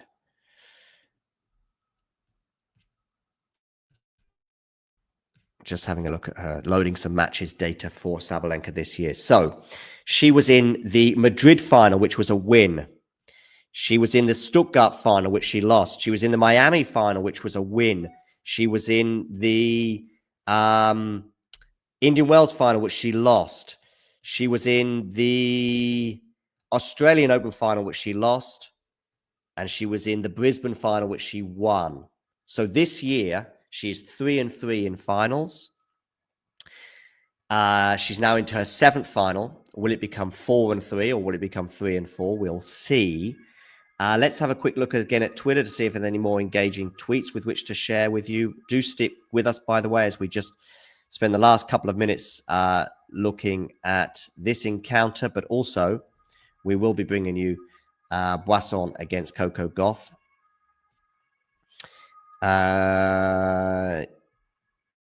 Yeah, just to confirm that Sabalenka becomes the first woman to win a 6-love set against Iga Swiatek on court Philippe Chatrier. Sabalenka becomes the first woman to reach the final at 3 consecutive majors since 2016. Serena Williams, that's a nice little stat there for her. So more records tumbling, as I say. Let's have a look at 1 or 2 more situations. We'll also just have maybe a quick look at the winners to unforced errors count, which will have tell another story as well. You'd imagine that Aryna will be winning that one pretty well. Any more final things to bring to you from the Twitter sphere? Sabalenka ascends to undisputed status, not the best on hard court, not just the best on hard court, just the best, says Gil Gross. Yeah, well, nicely put. Anything else to share with you from the Twitter sphere before we move on to the Boisson and Coco Gauff match?